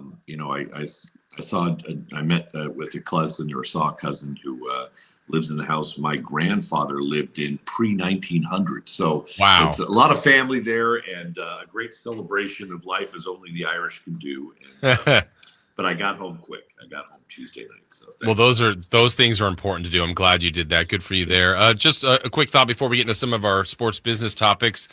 New year, cap trust for you guys, everything, and we're getting closer to tax time, all those kind of things. Just stuff for people to think about going on out there right now. Yeah, there have been 2 great years in the market in a row, so it's safe to open up your 401k statement. I'll say that. Yes. You can open it up, you can check it out. I don't think we're going to have another year like the last 2. There's just a lot of uncertainty out there. There always is uncertainty, but of course we have a new administration and a new president who's making an awful lot of changes. But it's still not a time to pull in your horns necessarily. There's a lot of good things going on as well. But overall, yeah, it's more about planning. It's more about controlling what you can control. It's more about making sure you understand what your retirement will look like, where your income is going to come from. Also, where are your blind spots? What are the risks out there? We talk a lot, Jason, with people about that. What if you needed care because you came down or your spouse came down with dementia or Alzheimer's? And that's a hard thing to talk about, but you got to be at least knowing what happens if. And so we do a lot of kind of risk management and mitigation that way as well. But I appreciate you asking. All right. I was want to make sure everybody's prepared. The what if for sure. Well, the NBA was trying to prepare, Kelly, to showcase the league. They had the All-Star game in San Francisco. Most of the stars were there, but America apparently wasn't watching as much as they used to. No, I put it all on the fact that there were no Kings involved. If there were Kings involved, it would have been a far different situation. Right. No, there's no sugarcoating this, Jason. It is horrific, the ratings for the All-Star game. We're talking sub 5 million across the country. We're talking down 80% from the peak.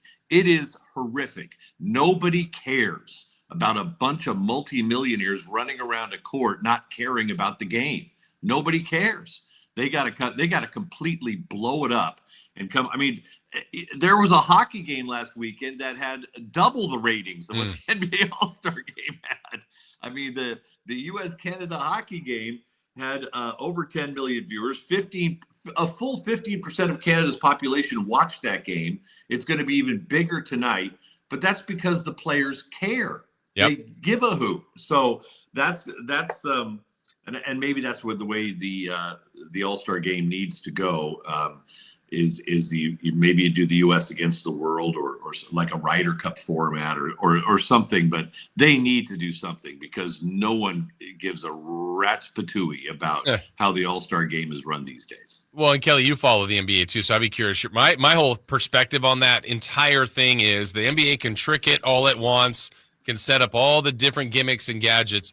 It's 100% on the players, and if they put that effort, energy into like the gold medal or a championship into the All-Star game, maybe, they're smart enough. They know how to tone it down a bit to where they're not getting hurt. But if they're all in, I think everybody would be all in. I think we'd want to see Giannis versus Victor Wembanyama and LeBron versus Curry. We would, but when they try.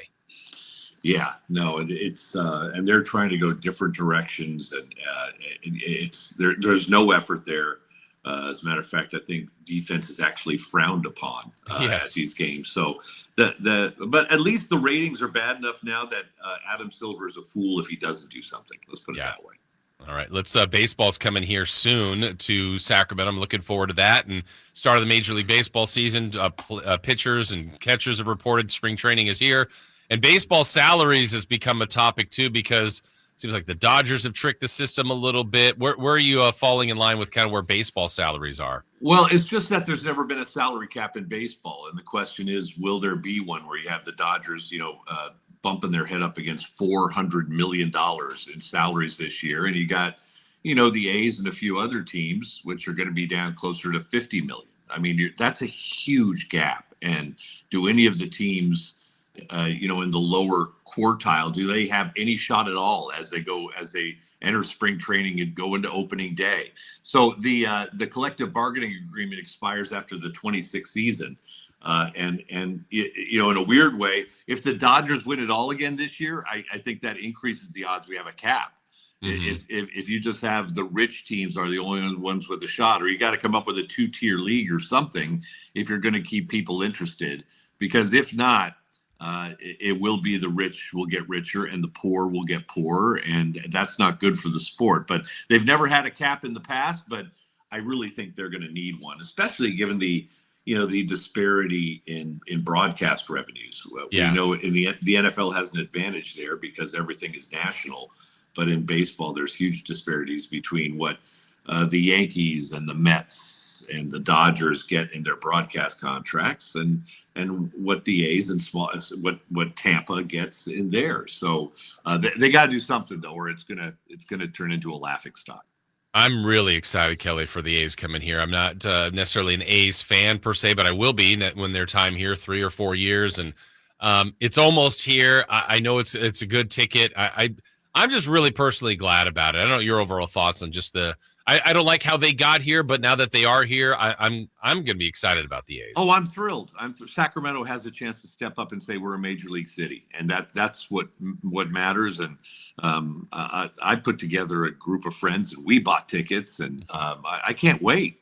In our little game draft, I got opening night, and that nice. Thrills me. I mean, I remember as a kid.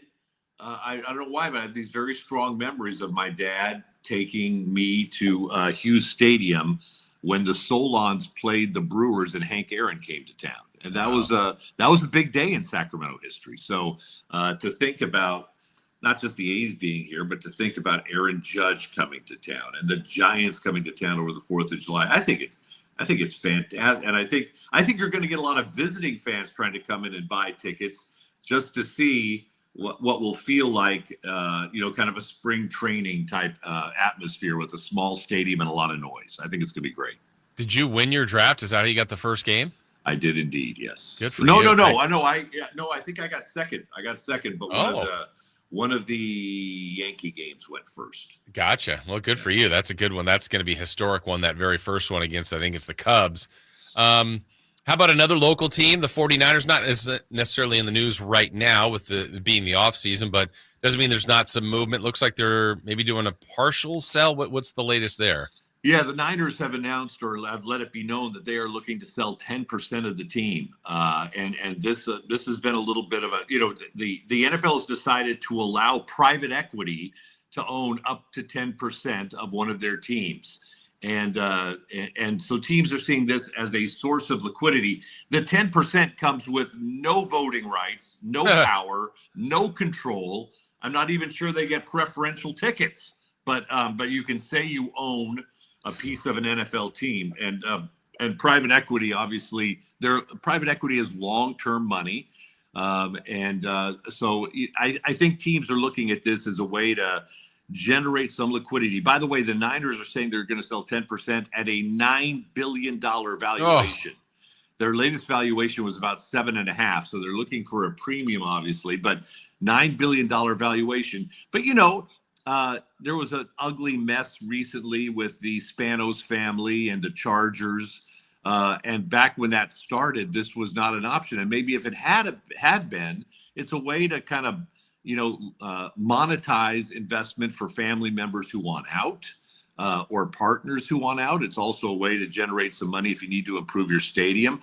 The Niners are doing a bunch of work on Levi Stadium as they prepare for a Super Bowl and for the World Cup coming next year as well.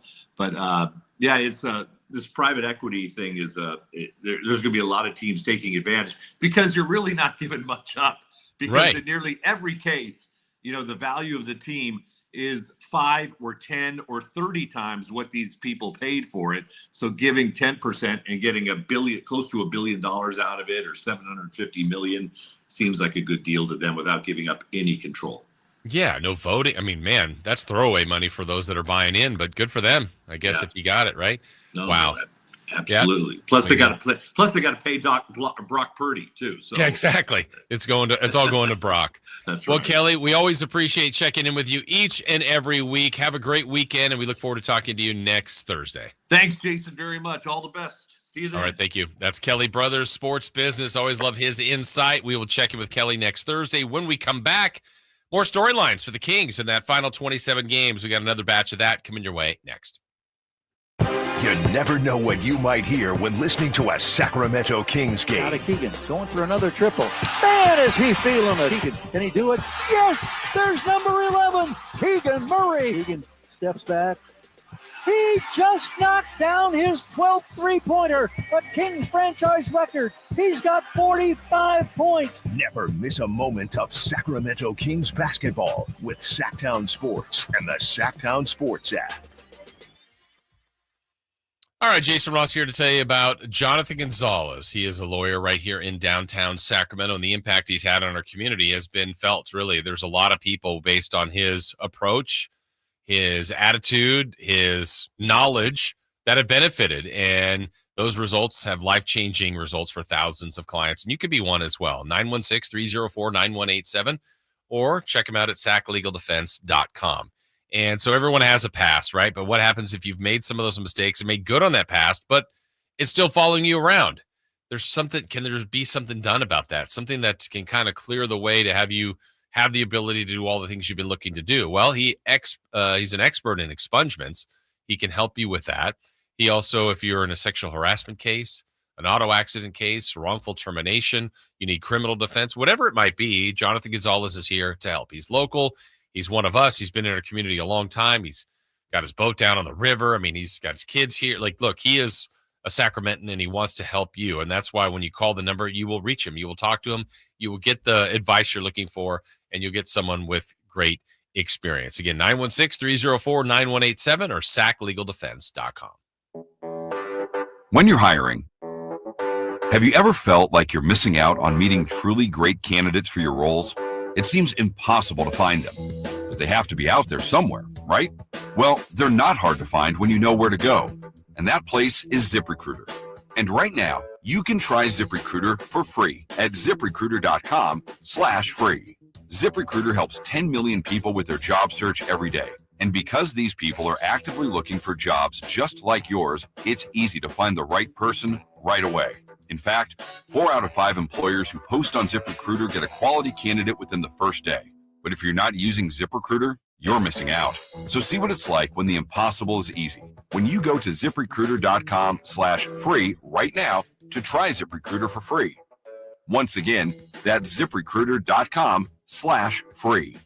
ZipRecruiter.com/free. Never miss out on great candidates with ZipRecruiter. Finally, an easy way to find home improvement contractors. Just visit subcontractorsunited.com and simplify your search for home services professionals. From cabinets to windows, roofing to plumbing, Subcontractors United is an easy, simple way to find and hire a home improvement contractor. And you never have to give up personal information. So no harassing phone calls like you get from those other websites. Subcontractorsunited.com is sponsored by D&D Cabinets and Savage Design. The huge President's Day sale is on at Maida Chevy, Sacramento's Silverado headquarters. Save $10,250 off MSRP after rebates on new half-ton Silverado LT after rebates with over 50 in stock. And Maida Chevy has one of the largest selections in the Sacramento area. $10,250 off new 2025 Silverado at Maida Chevy. Now that's big, huge. See them all at MaidaChevy.com. Together, let's drive. I'm George Washington, and I approved this message. Not available with special financing, lease, and some other offers. 5 to the Southern Rust 2011 or newer Chevrolet.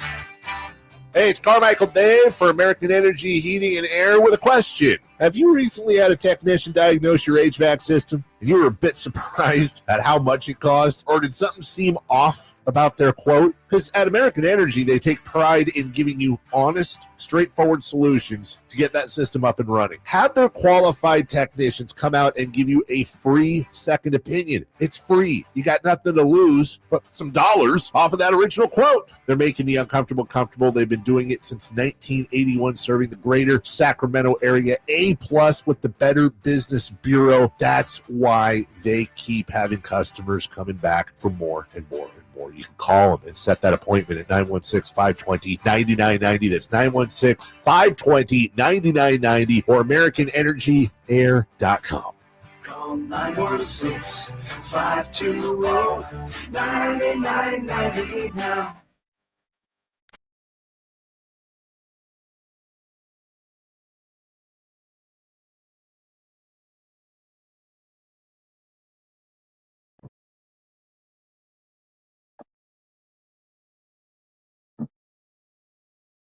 The only place in the morning to get your sports fix. Live and local. The Carmichael Dave Show with Jason Ross.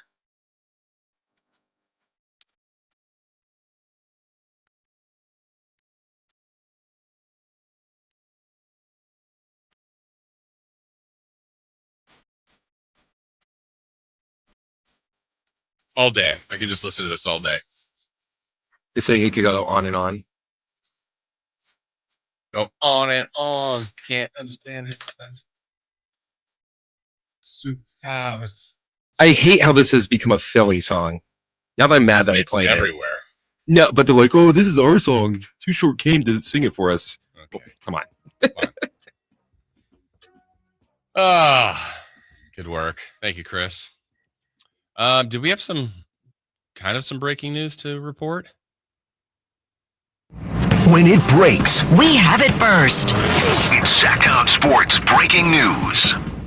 Well, according to multiple reports, including Chris Haynes, Shams Charania, and others, looks like Milwaukee Bucks forward Bobby Portis has been suspended for 25 games for violating the league's anti-drug policy. According to some reports, including his agent as well, he unknowingly took something that is on the banned list. That's the hard part about it. You could say knowingly, unknowingly, you did it. And it breaks the rules. So 25 games. I think they have 29 left, 28 left. He's going to miss the majority of the rest of the Bucs season. And that is, unfortunately, the case. On the move. For him. He said it's unknowingly, but we'll see. Reminds me of a story, Chris, of my dad. No, we were camping one time, and I was walking. I'm afraid of snakes. I heard what I thought was a snake, jumped out of the way, fell into some bushes, and when I got out of the bushes, I went, ooh, I think that's poison ivy. And I said, Dad, what happens if you accidentally fall into poison ivy? And he said, same thing if you fell in on purpose. I'm like, wanted a better answer than that. This is not the time. Yeah. Very funny, but I wanted a better answer. It was on accident. I didn't mean to fall into it. That means it can't get me, right? Good work, Dad. Good one. You got me. And it was not poison ivy. And it probably wasn't a snake either.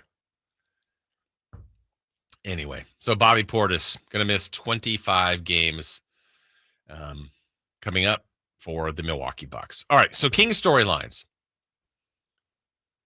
Here is one coming in from our text line from Esteban. Jason, do you believe there's enough time / games for the Kings to make a significant run in the playoffs, not play in? I think it's going to be really difficult, Esteban, for them to get into the top 6. Is there enough time? Yes. That's sort of what they did that first beam team, right? Yeah. No, you know what? I remember. Let's see. It's kind of they got on a run and everyone started getting injured and hurt. And made their tweaks because I do remember this. I want to say at the trade deadline, I could be off by a seeding or two, but I think the Kings were going into the trade deadline around 3rd or 4th. And Phoenix just added Durant. And Dallas added Kyrie Irving, and I want to say they were 4 or 5. They were right there by the Kings. And it's like, well, the Kings might be able to stay in 4th because I'm sure Phoenix is going to pass them. But Dallas probably will too. Well, Dallas went from 5th to out of the top 10, and Phoenix never caught the Kings. So I think the Kings stayed in 3rd at the All-Star break from 2 years ago and stayed there. It's really difficult to get, when you've played at a clip, to play that much better for the remainder of the season. And it may not seem like much that they're, 3.5 out of 6th? And it's not, but the problem is you're tied with the Warriors, so you have to play that much better than them. Dallas is ahead of you. Minnesota's ahead of you. It's more of the teams that you have to leapfrog. If it's just them and the 6th seed and there were only one spot between them, I would say it was more likely. But now you're asking Minnesota to cool off, Dallas to cool off. Likely the Clippers have to as the 6th seed, or the Lakers, one of them, or Houston. Somebody's got to drop out. And then you have to get hot. So I just think all the things and the way the Kings have played and the lack of defense, I would say no. I don't think they'll be a playoff team. A play-in to get to the playoffs, very possible. Very, very possible. In fact, I think that's their road. That's it. I think I would be more surprised if they fell out of the top 10 than moved into the top 6. I would think that. Yeah, I'm going to stick with that. So, but as we look to things that I'm looking for in the last 27 games that either will help them get there or some questions that I still think need to be answered. Let's start with the defense. Can it be, we're not looking for it to be the best defense in the league, but there were times this year under Mike Brown and even under Doug Christie where we were looking at it going, okay, that's enough. They got enough. There's some things here. And I think with the bench depth, I think with what LaRavia, Valanciunas, certainly Keon are going to do off the bench, those are some of their better defenders. That's going to help. But they still got to sort out the minute distribution and get it right with getting Keon on the floor, but still understanding not losing Levine, Keegan, DeMar, Malik. Kind of, you can't play all of them all of the time, but can Doug find the right recipe that gets the best of all of them and keeps the integrity of the offense, keeps the defense honest, and makes the team win? That's the challenge. I think we're looking there. I, in time, want to see a larger role for Zach LaVine. Zach LaVine's a better player than he's played as a Sacramento King. The last game he played was his best, 31-10. He had a great year going, and he's been a good three-point shooter, a really good three-point shooter this year. He has not been a good three-point shooter as a King. So I need to see more from him. I'm sure the team does. It's adjustment. It's going to happen. But I'm anxious to see that happen in real time, and maybe the last game was a little sliver of what we can see with 31 points and 10 assists. That was phenomenal. We need more of that, more of the impact, more of the three-point shooter that Zach LaVine has been. How are they going to incorporate Markelle Fultz? Is there a role for him? I think we've seen Malik Monk as the true point guard now. I don't think he's played as well as when De'Aaron Fox was here. Malik Monk's still great. I believe in Malik Monk. I'm not really that worried about Malik Monk, but there is something different about when that elite player that's kind of a franchise face and gets game prepped for the other team that is now gone, like not injured, not missing a game, but removed completely. It's been a little bit different, and I think teams have game planned a little bit better, tried to slow down Malik Monk, and they've done a better job, forced into some turnovers. And look, if the Kings get into a playoff series or a play-in game, the other team is going to lock in on your weaknesses and going to try to manipulate that and bother you as much as possible. And if I'm an opposing team, I'm trying to take Malik Monk out of the game and really bother him or put way more pressure on him. And there'll be times where Malik will succeed. Malik's a good player. But there'll be other times you're going, man, the Kings are kind of missing the absence of what would be a true point guard. Now, Malik's done well for the large part, but it's been a little different, minus De'Aaron. So how can they now incorporate Markelle Fultz? And will they incorporate Markelle Fultz going forward in some sort of role off the bench in that lead guard spot? And, the other part is kind of where they are in the standings. How much of this can they do on their own? What I mean by that is not getting help from others. Because I think when you count on that, though I think some of it will inherently happen, it's just fool's gold and fool's errand to say, well, if Dallas could lose 3 of the next 4, do it yourself. How much of this can the Kings do where it doesn't matter what Dallas does, or it doesn't matter what the Warriors do, or it doesn't matter what Minnesota does? The Kings are still in a position where if they win enough with the amount of games that are ahead of them, they won't need the help. So how much of this can they do without help? And then certainly you'll take the help if you get it. So that's the spot the Kings are in. Those are, excuse me, some of the storylines I'm looking forward to for the last third of the season. I'm also looking forward to talking to Sam Amick from The Athletic. He is going to join us for our weekly conversation. That is straight ahead right here on Sacktown Sports. On the move? Got somewhere to be? Take Sacramento Kings basketball with you. The Sacktown Sports app will let you stay connected to your passion. Never miss a moment of Sacramento Kings basketball with the Sacktown Sports app. Get in the zone, AutoZone. Welcome to the A to Z savings event at AutoZone. Yeah, happy to be here. Can I get some rotors? Would you like brake pads with that? How much are the brake pads? Free with the rotors. Free. Really? Really, free. Okay, I also need some oil. Would you like an oil filter with that? Yeah, how much is that? Free with 5 quarts of oil. Free? Really? Really, free. It's part of the A to Z savings event. You might as well call it A to free. At AutoZone.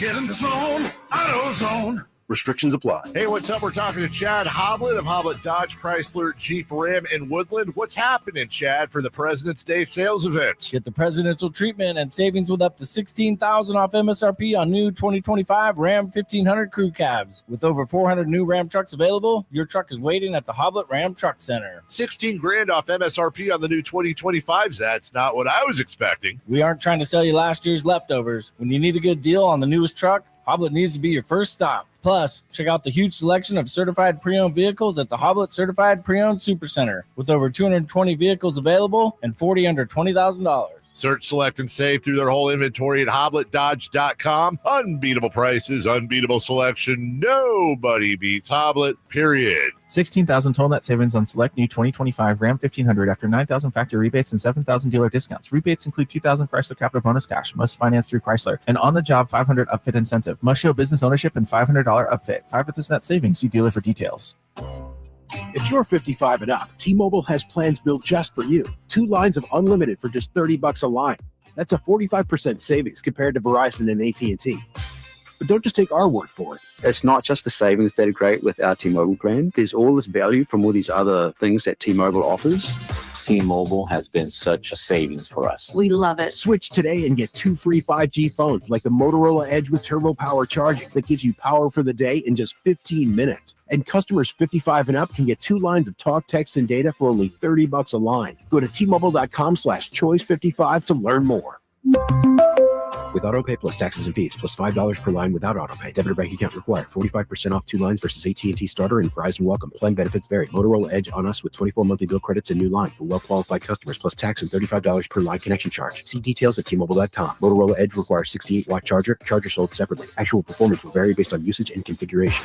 Hey, what's up, Sacramento? It's Kyle Draper. Turn up the cleanliness at your restaurant, healthcare, or industrial business with Alsco Uniforms, the official sponsor of the Sacramento Kings Mop Crew. We've got you covered with crisp uniforms, hygienically clean linens, floor mats, and, of course, mops delivered weekly. But that's not all. Alsco Uniforms also offers weekly services for first aid and restroom supplies. Discover why it pays to keep clean with Alsco Uniforms. Just go to alsco.com to learn more. Again, that's ALSCO.com. Thunder, feel the thunder. It ignites something inside of you. Lightning and the thunder. Sets alight an elevated state of being. Days are pure exhilaration. And the nights, they're simply electric. See it, hear it. Feel it. Thunder, feel the thunder. Lightning and the thunder. Thunder Valley Casino Resort. Feel the thunder. KHTK HD1 Sacramento, KYMX HD3 Sacramento. From the Power Business Technology Toshiba Studios. Sacktown Sports, 1140. The Carmichael Dave Show. He's on the microphone when he's not on the microphone. He's playing a song, and when he's not playing a song, he's on the microphone. And then boom, with Jason Ross. No, he didn't. Yes, he did. Call or text at 916-339-1140. It's the Carmichael Dave Show with Jason Ross on Sacktown Sports.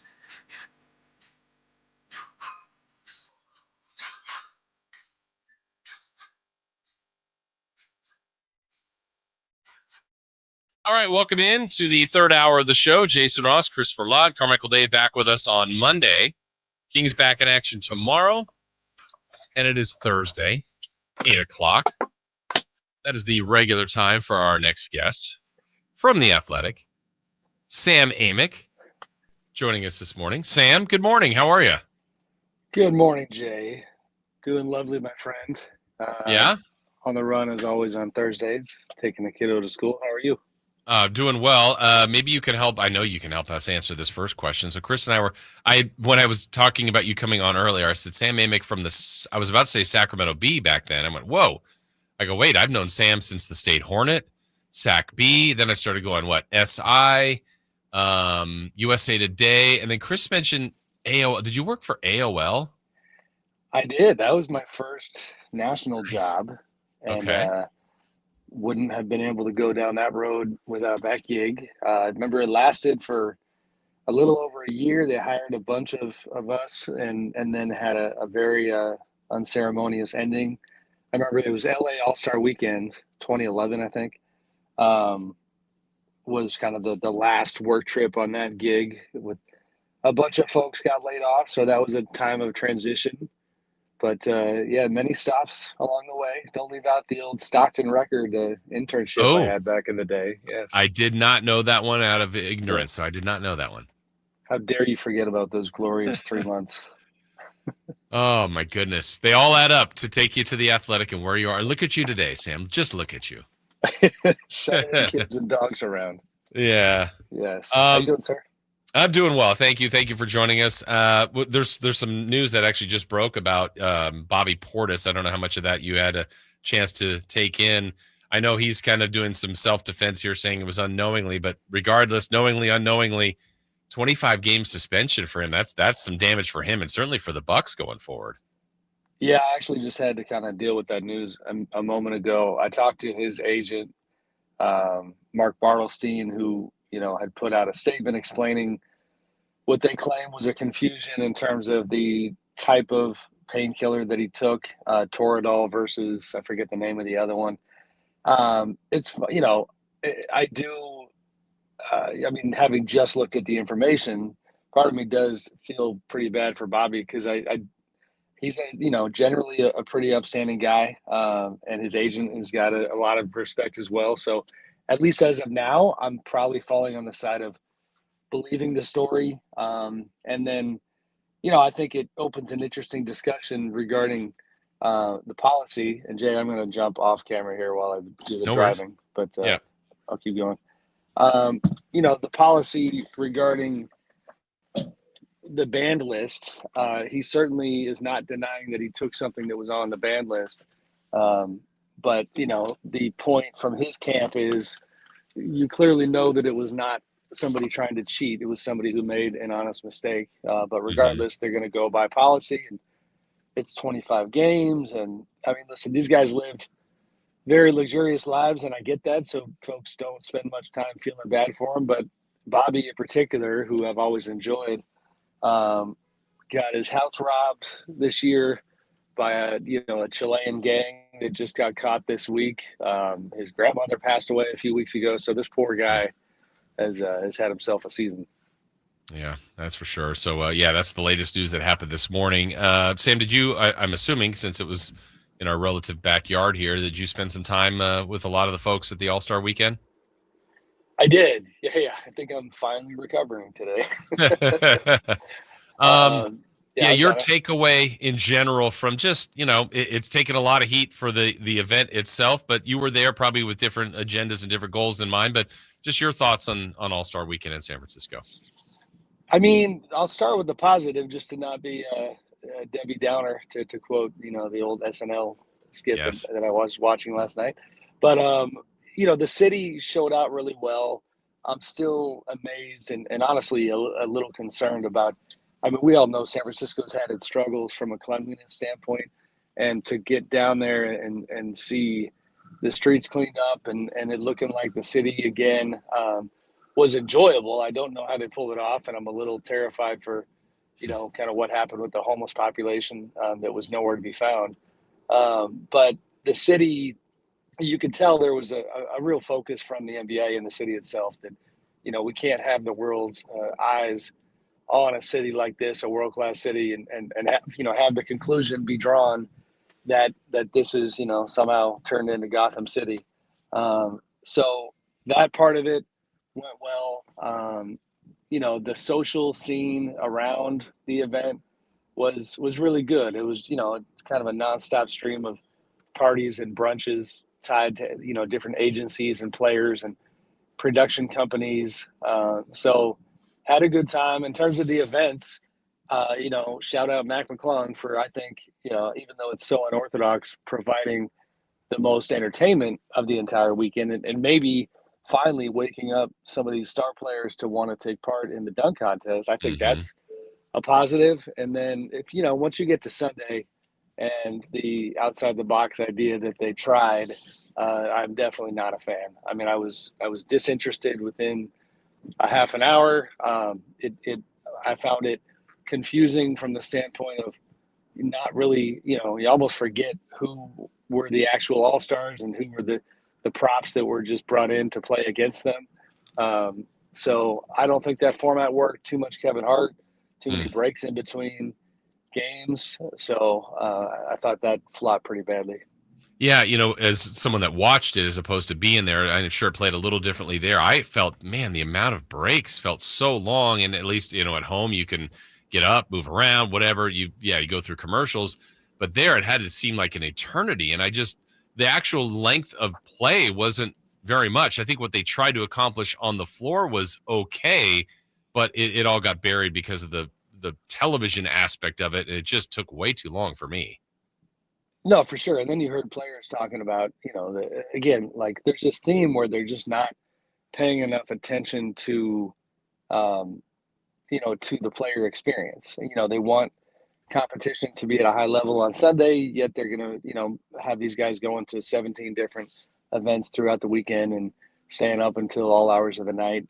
That doesn't make a lot of sense. To your point about the breaks, you have guys that are a little concerned about getting cold and just not being able to do what they do from a body standpoint. So yeah, I agree. The breaks were an issue. Yeah, and still one of the biggest stars, no matter what. I mean, look, he was one of the leading vote getters, if not the leading vote getter. But like hours before, you find out that LeBron's not playing. How did that land in amongst NBA execs and different people around the league? JR signal was just failing a little bit there. Do you mind telling me who you're talking about there? Yeah, sorry about LeBron, who last minute, does not decide to play. What did the league have to say about that when they found out, shortly before that he wasn't going to play? I didn't get great feedback from the league in terms of how they saw it. As you know, even anecdotally, good old neighbor John, who I bring up every once in a while on the show, big time Kings fan. A Kings fan like that was pissed. You know what I mean? Like, how is this acceptable that he kind of casually says that he's not going to play when somebody like Sabonis or, Norm Powell could have taken that spot. So I don't know. I mean, I could see LeBron thinking that he was going to be okay, trying to push until the last minute, then realizing, it's probably just not a good idea to play. It was definitely bizarre. I mean, I was in the room when he announced it. I was sitting about 20 feet away from him. And the fact that it wasn't even like he probably should have led his press conference with that information and then provided more context to explain it, because the way that it appeared was just awkward, where I forget the question he was answering. It doesn't really matter, but he was just casually, jammed it into an answer around his fourth or fifth question that he was answering. And so everybody in the room was like, oh, wow, okay, you're not playing. Got it. So strange for sure. And also a continuation of, LeBron is, I guess it's what comes with being in 22 of those things. He's kind of playing by his own rules when it comes to that event. Almost every other player does media on Saturday. LeBron, for the past 3 years, I think, has done it on Sunday by himself. Giannis actually did the same thing this year. And, kind of that theme of him just, being on his own program. They played last night. They have a makeup game from the Fires in the LA area earlier in January. They lost to Charlotte, so they've played the Jazz twice with Luka, split that, and the Jazz are 14th in the West. They lost to 14th in the East yesterday. I know it's only 3 games, but 1 and 2, not exactly what the Lakers thought they would have when they had Luka and LeBron so far, and no time to panic for them. But your early impressions of Luka, LeBron, and what LA might be as we go forward. I mean, that's no fun, Jay. We should panic. Let's just go ahead and panic. Well, I'm sure they are. Yeah. I mean, I'm watching last night, and I didn't watch the entire game. I had it on in the background. I certainly locked in for the past couple of minutes. The thing that jumped out at me was, that LeBron has embraced Luka so much from a optics and PR standpoint and with his messaging. But even before the last sequence, I'm kind of watching this. I'm just so not used to seeing Luka, not have the ball in his hands for a greater amount of time. And so that was already happening quite a bit throughout the game. And then you've got LeBron taking not 1, but 2 potential game winners or game tying shots at the end. And granted, Luka was having a terrible shooting night. Maybe that was kind of LeBron's feeling. But you got Luka out on the left wing and in a vibe that felt a little bit like, all right, so is this how it is now? Like, do I get some of these? Do I get none of these? LeBron clearly, he wasn't really looking his direction. And I didn't think that it was a case of Luka attracting so much attention that LeBron was wide open. I mean, that first one, he was 4 feet behind the line. So that dynamic, when you have not only LeBron, but also Austin Reeves as playmakers and guys that need and want the ball in their hands, I just wonder how long Luka is going to be patient. He is used to being the guy, like with a capital T, capital G, on his team, and it doesn't look like he is right now. Sam Amick joining us from The Athletic, brought to you by Jiffy Lube. Sam, as you're looking to the last third of the season, the last 26, 27, 28 games for these teams, what are some of the storylines that's grabbing your attention that you're going to be following here the last couple weeks of the season? Well, I'm going to be diving into the Jimmy Butler Warriors chapter here pretty soon with your Kings playing tomorrow. So that'll be my first look at that iteration of the Warriors. And, I should mention, because this relates back to All-Star Weekend, like Draymond deciding to announce to the world, Jay, that the Warriors are going to win the championship this year. It's the stuff that us media guys love because it's a little spicy. You know what I mean? But the funniest part about that whole thing, and, when he said it on TNT on Sunday, I immediately was kind of laughing like, man, this dude is not playing with this message, because 2 days before I actually ran into Draymond at an event called the Tech Summit and caught up with him a little bit, asked him how he saw the trade, and first thing out of his mouth, like, oh, we can win the title. And I was trying to make sure I didn't insult him. I literally was like, you talking this year? Like, we sure about this? And he said, absolutely, absolutely. So, that's a storyline. So, Warriors on Friday, Warriors again on Sunday, where they have Dallas in town. So that kind of segues into the other, the one we already hit on. I'm going to see that game with Luka. With Luka's old team.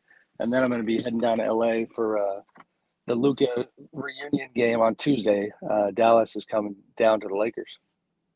Yeah, it's interesting that, I heard when Draymond said that, he basically said, a guy like Jimmy Butler has instilled the kind of confidence that we can win any game we're in. And that's what Draymond felt when they were the champions 4 times. And I get the thought process. I love the confidence. It's just now you get the target. Now you got the, you're still coming from the 10th seed. They got a long way to go.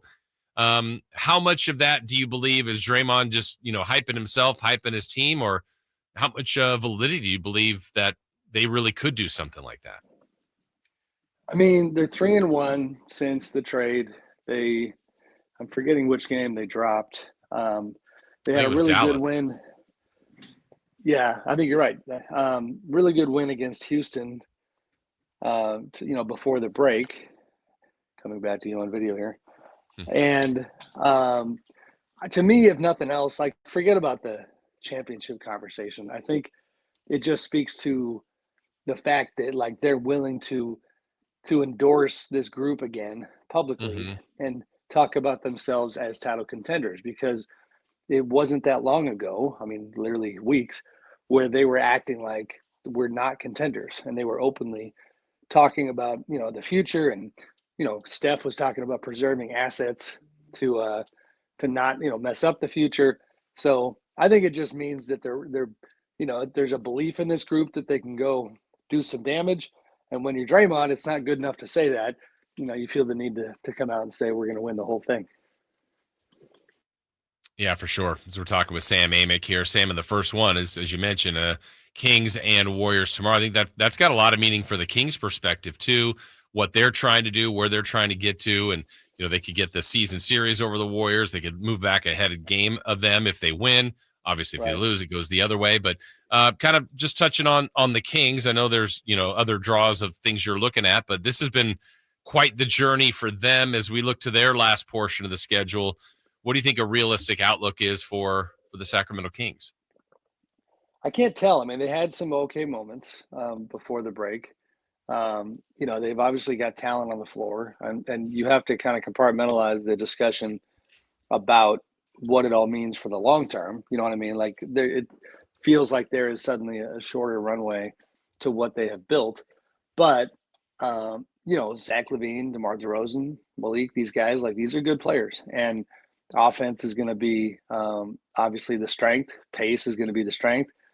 Doug Christie's done a nice job kind of having an identity with that group.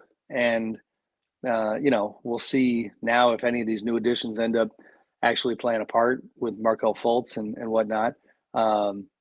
So, they're intriguing. They are kind of the definition of a like play-in borderline playoff team type of squad. And it is what it is, like where it's now with this franchise, I think back to that kind of calculus of, all right, they went almost 20 years not getting to the postseason. Even with all the drama, with some of the dysfunction and the whole De'Aaron Fox situation, like it would matter to get back to the playoffs. And then you kind of take it from there. So we'll see what kind of spirit they have. I think that is where I think Doug is probably going to be a major bonus for them down the stretch, is that, he knows that history, he feels that history, and he's not going to, I think, take, that opportunity lightly. And then the offseason stuff you can figure out down the road and figure out kind of what's the vision here and where is it all going. Doug's going to be pushing really, really hard because obviously he's still got that interim tag and would love to have that job long term. Yeah, I feel like everything right now, Sam, with the Kings, and maybe every team could say this to some extent, but is kind of a wait and see mode, because I agree. I feel like everything about them looks like a play-in type of team that if everything goes right, then sure, you move on. But if not, then it's on to another off season. And I think the wait and see part is like, where does the season go? Because then you make decisions on Doug, you make decisions on, do you keep DeRozan, LaVine, this group? Like it feels like there's kind of a plan in order, but it's all contingent on how the final 27 go, which, like I said, is probably the case for a lot of teams. But this feels like they're in the most wait and see mode that I can remember in a while. For sure. And I mean, there have certainly been worse wait and see modes in terms of competitiveness, like they, getting Zach back, not moving DeMar, which there seemed like there was a little bit of chatter that they had considered doing that, and they obviously didn't. From a competitiveness standpoint, it is like, fans still have something to watch. And that's where we've had this conversation so many times. This organization is trying to pivot from like a couple of years ago, it was a major deal that their fan base still had something to watch in January. You know what I mean? That sounds crazy, but that was the fact. Like for 15, 16 years, there was nothing to watch past January. And so in that regard, if they want to feel good about where things are, then you can look at that aspect. And then you have the parity within the league where you say, hey, who knows if they got somebody in the first round. I mean, OKC's, I think, going to, obviously dominate them. But if there was some other, you get into some other matchup where, things could be competitive, then you take a crack at it. But Yeah, I mean, I'm very curious to see where they go. As a quick side story from All-Star Weekend, that certainly I thought was so interesting, and kind of the takeaway was like business and the NBA can get spicy and it can get uncomfortable, but it's just business. Like I was at an event where Vivek Ranadive was there. The Kings had held a little brunch, and like Rich Paul was there, and it just struck me that it was. Oh, we lost you there for a second, Sam. Oh, it's right in the middle of the potential story there. He gave us the lead, the headline. Oh, we have to maybe try to reconnect with Sam.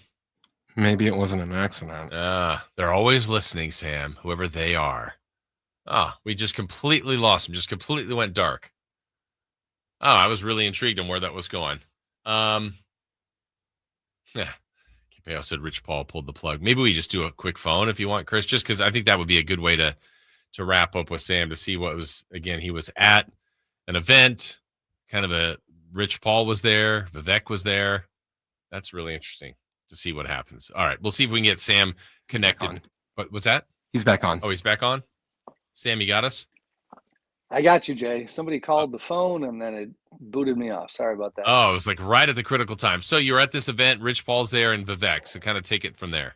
Yeah, they just, I mean, if you only paid attention to the headlines and the narrative, you'd think, these guys would be at each other's throats. And that did not appear to be the case. And the tricky thing for any team like the Kings is that, there are only so many prominent agents within the game. So, De'Aaron Fox is out, Zach LaVine is in.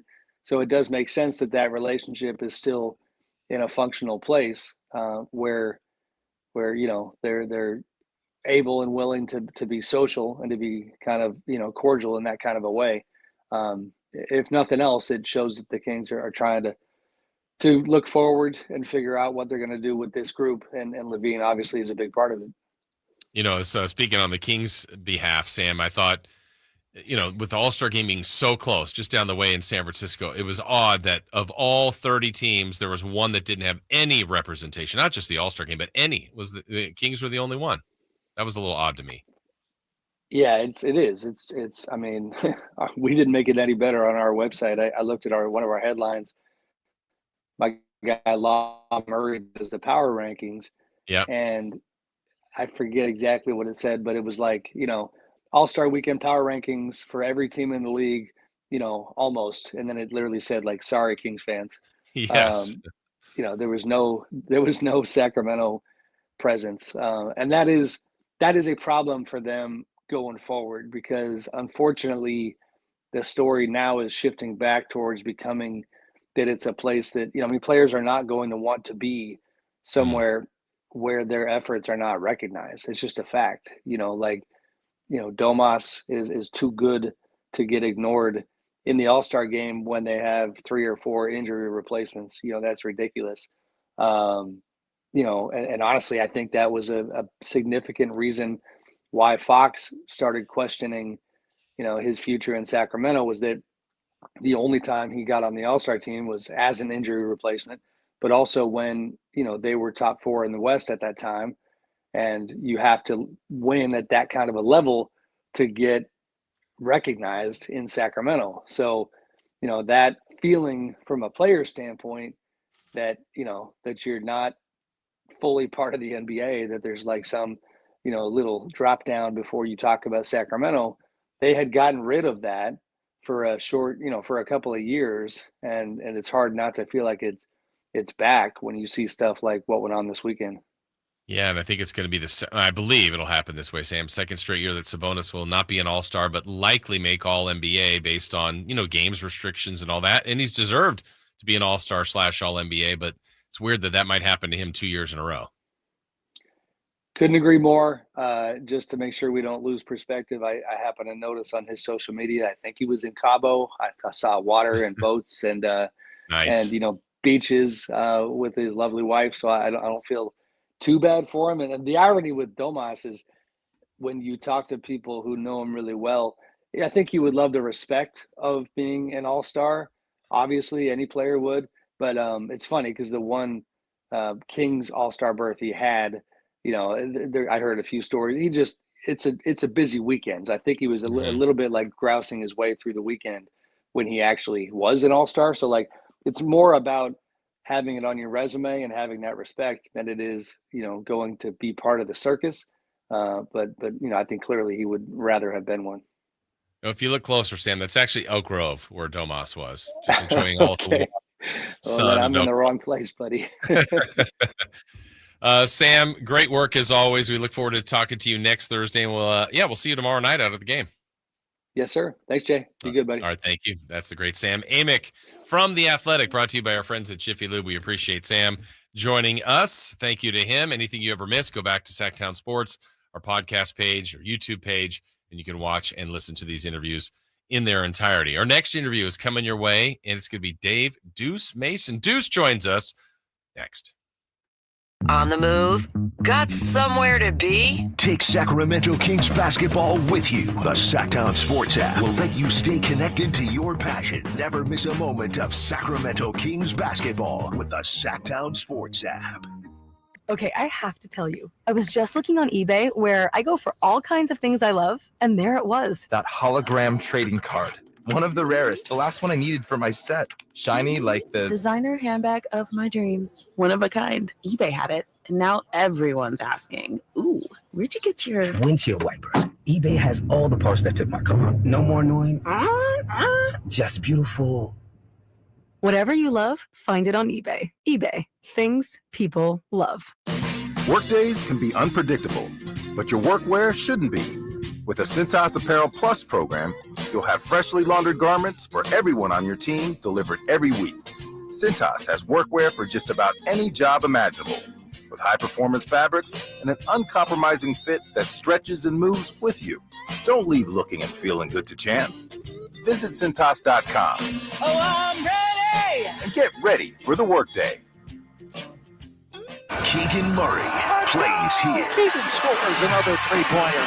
Keegan Murray knocking it down for 23 points. Snatch De'Aaron Fox for game scoring honors. Sacktown Sports is your proud home of the Sacramento Kings. Sacramento weather is brought to you by Folsom Lake Kia. I'm Tamara Berg in the KCRA 3 Weather Center for your Thursday. Looking at some areas of patchy fog for the morning commute. A cool start as we head through the afternoon. We're looking at mostly sunny skies with a bit of a north breeze. Temperatures up this afternoon, highs peaking in the upper 60s. Get the latest forecast on the KCRA 3 News and the KCRA 3 app. Just like in basketball, you need the right team to win. And that's why I recommend Folsom Lake Kia. They got low payments that change the game. And you can always buy with zero down with approved credit. Shop Folsom Lake Kia and tell them DC sent you. Hey, Mom, I've been meaning to talk to you about some new COVID information I saw online. I read that Black folks like us with certain conditions like diabetes, heart disease, mental health conditions, or being 50 and older, like you, are at high risk. Boy, you sound like a commercial. I'm just saying. I know you love your ginger teas and essential oils, but remember, there are treatment options for COVID-19. I promise if I get sick again, I'll call my doctor to ask about my options. Visit WeTalkWeRise.com to learn more. Brought to you by Pfizer. No two people learn the exact same way. So how did Babbel become the award-winning language learning app? We thought of you, all of you. Take Sierra. As a visual learner, she uses Babbel's wordplay videos. Today I'll share a quick lesson on shopping in French. Merci beaucoup. Keith is a be in the room with real people kind of learner. So he loves the live online classes with our language experts. Okay, class. Vos está pronto. Estamos prontos. However you learn, Babbel makes it easy. Try Babbel for free at Babbel.com. BABBEL.com. Hey, Kings fans, join us for a watch party and live game night broadcast with Scott Marsh and Henry Turner at Tom's Watch Bar this Friday from 5 to 7 against Golden State.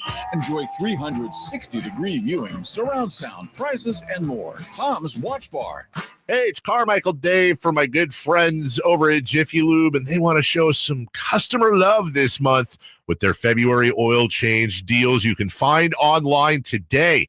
Visit jiffylube.com and find a service center near you to see these sweetheart deals, get it, during the month of February. Here's what you do. Drive into savings at jiffylube.com today and let yourself save in the month of February, tell them Carmichael Dave sent you. The huge President's Day sale is on at Maida Chevy, Sacramento's Silverado headquarters. Save $10,250 off MSRP after rebates on new half-ton Silverado LT after rebates with over 50 in stock. And Maida Chevy has one of the largest selections in the Sacramento area. $10,250 off new 2025 Silverado at Maida Chevy. Now that's big, huge. See them all at MaidaChevy.com. Together, let's drive. I'm George Washington, and I approved this message. Not available with special financing, lease, and some other offers. 5 to the Southern Rust on 2011 or newer Chevrolet. Sacramento's premier country music festival, Country in the Park, is coming back May 16th and 17th at Cal Expo with Bailey Zimmerman, Billy Currington, Cole Wetzel, Nate Smith,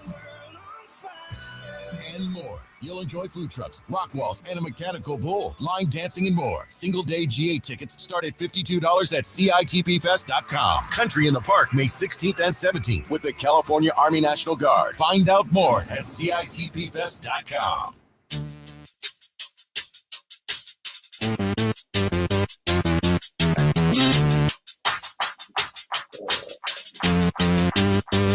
The Carmichael Dave Show with Jason Ross. Call or text at 916-339-1140. On Sacktown Sports. All right, our thanks again to Sam Amick for joining us in our last segment. For those of you on YouTube, look who we have here. Dave Deuce Mason from the Kings broadcast team, TV, radio, Deuce and Mo podcast. Good morning, Deuce. Hi, J. Ross. I'm sorry I don't have my mic connected. It wouldn't work with StreamYard. So sorry to hear me on my MacBook audio microphone. It sounds good. Sounds good. Oh, yeah. Do you like the music that Chris came back with? That I was actually playing that. That wasn't Chris. Yeah, who was it? Whose theme was that? It was your theme. It's your guy. You know, your guy. I'm better than you. And you know it. I know all the wrestling guys. I just didn't want to get it up. Yes. How are you, Deuce? I'm good, Jay. How are you? I'm good. I'm anxious for the last portion of this Kings schedule. I know you appreciate the grind too. Oh, you actually went to you didn't take the break. You went to All-Star Weekend. Did you have a good time in the Bay? It was fun. I mean, look, we can nitpick the events all day long, and I could definitely do that. It was just, I think for me, it was like, who cares? Like, I've never been to All-Star Weekend. The slam dunk contest was fun. It was just fun to see how the production is, to meet people, see fans from all over the world. So obviously, like, they need to change a lot of stuff, but I still had fun. As one of the best dunkers I know, remember a time when Dave Deuce Mason used to make videos of you dunking, a daily dunk, Deuce's daily dunk. How would you do against McClung in a dunk-off? Dude, that guy is insane. And I understand, like, the whole, like, he's played 3 NBA games and he's won 3 dunk contests. It's not ideal. But if you had Mac McClung in there and you had more names around him, I don't have a problem with it. Like, I'm not going to hate on the guy who has single-handedly made the dunk contest interesting over the last few years. That's not about him.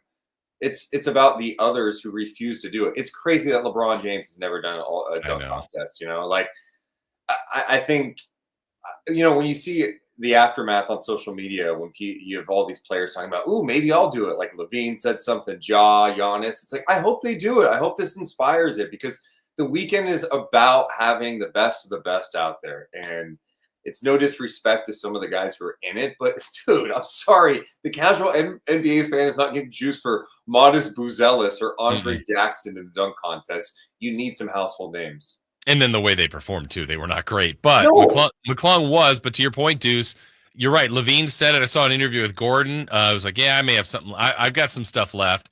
And Giannis even mentioned it, Ja, like you said. Like, if we somehow out of all of that get some version of those guys coming back in, then that's a win for next year. Yeah, and I think that's what the NBA has to figure out. Is like, how do we make All-Star Weekend feel big again? Yeah. You know, I think we all grew up loving it. There needs to be some tweaks. And I know other sports, like, they just get rid of it eventually. I don't want it to go that route, but I think the league needs to not only, like, I think it's on the players too, but I think it's on the league. Like, maybe All-Star break needs to be a little longer so the guys who participate have a few extra days before the season starts again. It seems like with how busy that weekend is, I've seen all these players are at multiple events, or at community events, or at parties. They got to practice. They got this appearance. And then by the time Sunday hits, the game is there and everyone's ready to leave. And so I think the league can do a better job of like structuring it too. I'm glad you went because you got to experience it. And I would say this, my belief, I went to 2 years ago, and I think the whole thing about it is, yeah, we all watch the games, the Saturday night, the Friday night, all of that is what we get to see as fans at home. But to me, Deuce, I don't know if you felt this way. It is about what you said, the events, the parties, the just being practice. You're just around so many different NBA people, different organizations, the highest of the level.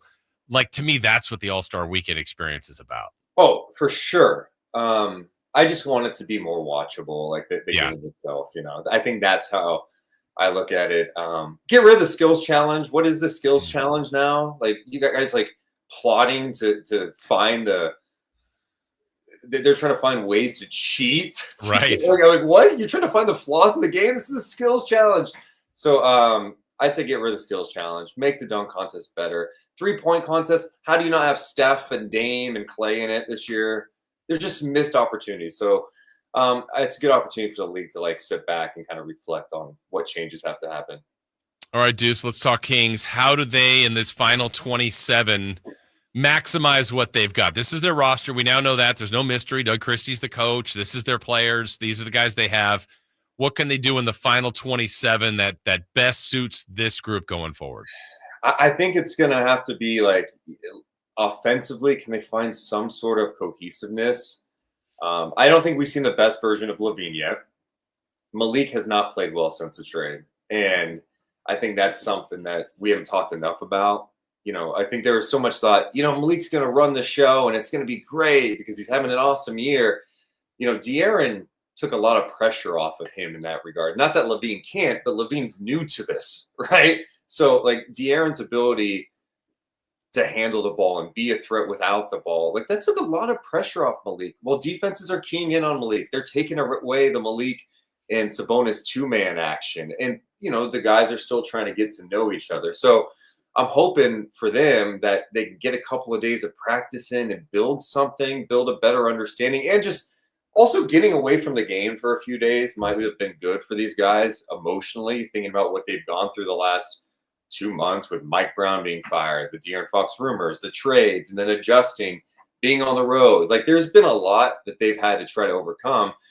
But I think if this team's going to have success, it's going to be like they're going to be awesome offensively. Defensively, I just think it's going to be challenging. They have leaned so much into this starting five as being kind of an offensive team, where someone like Keon Ellis is maybe not getting the minutes he should because they're trying to pick or choose. Like, all right, do we go to DeRozan here? Do we go Levine? It feels like they're going to lean toward the offensive guys.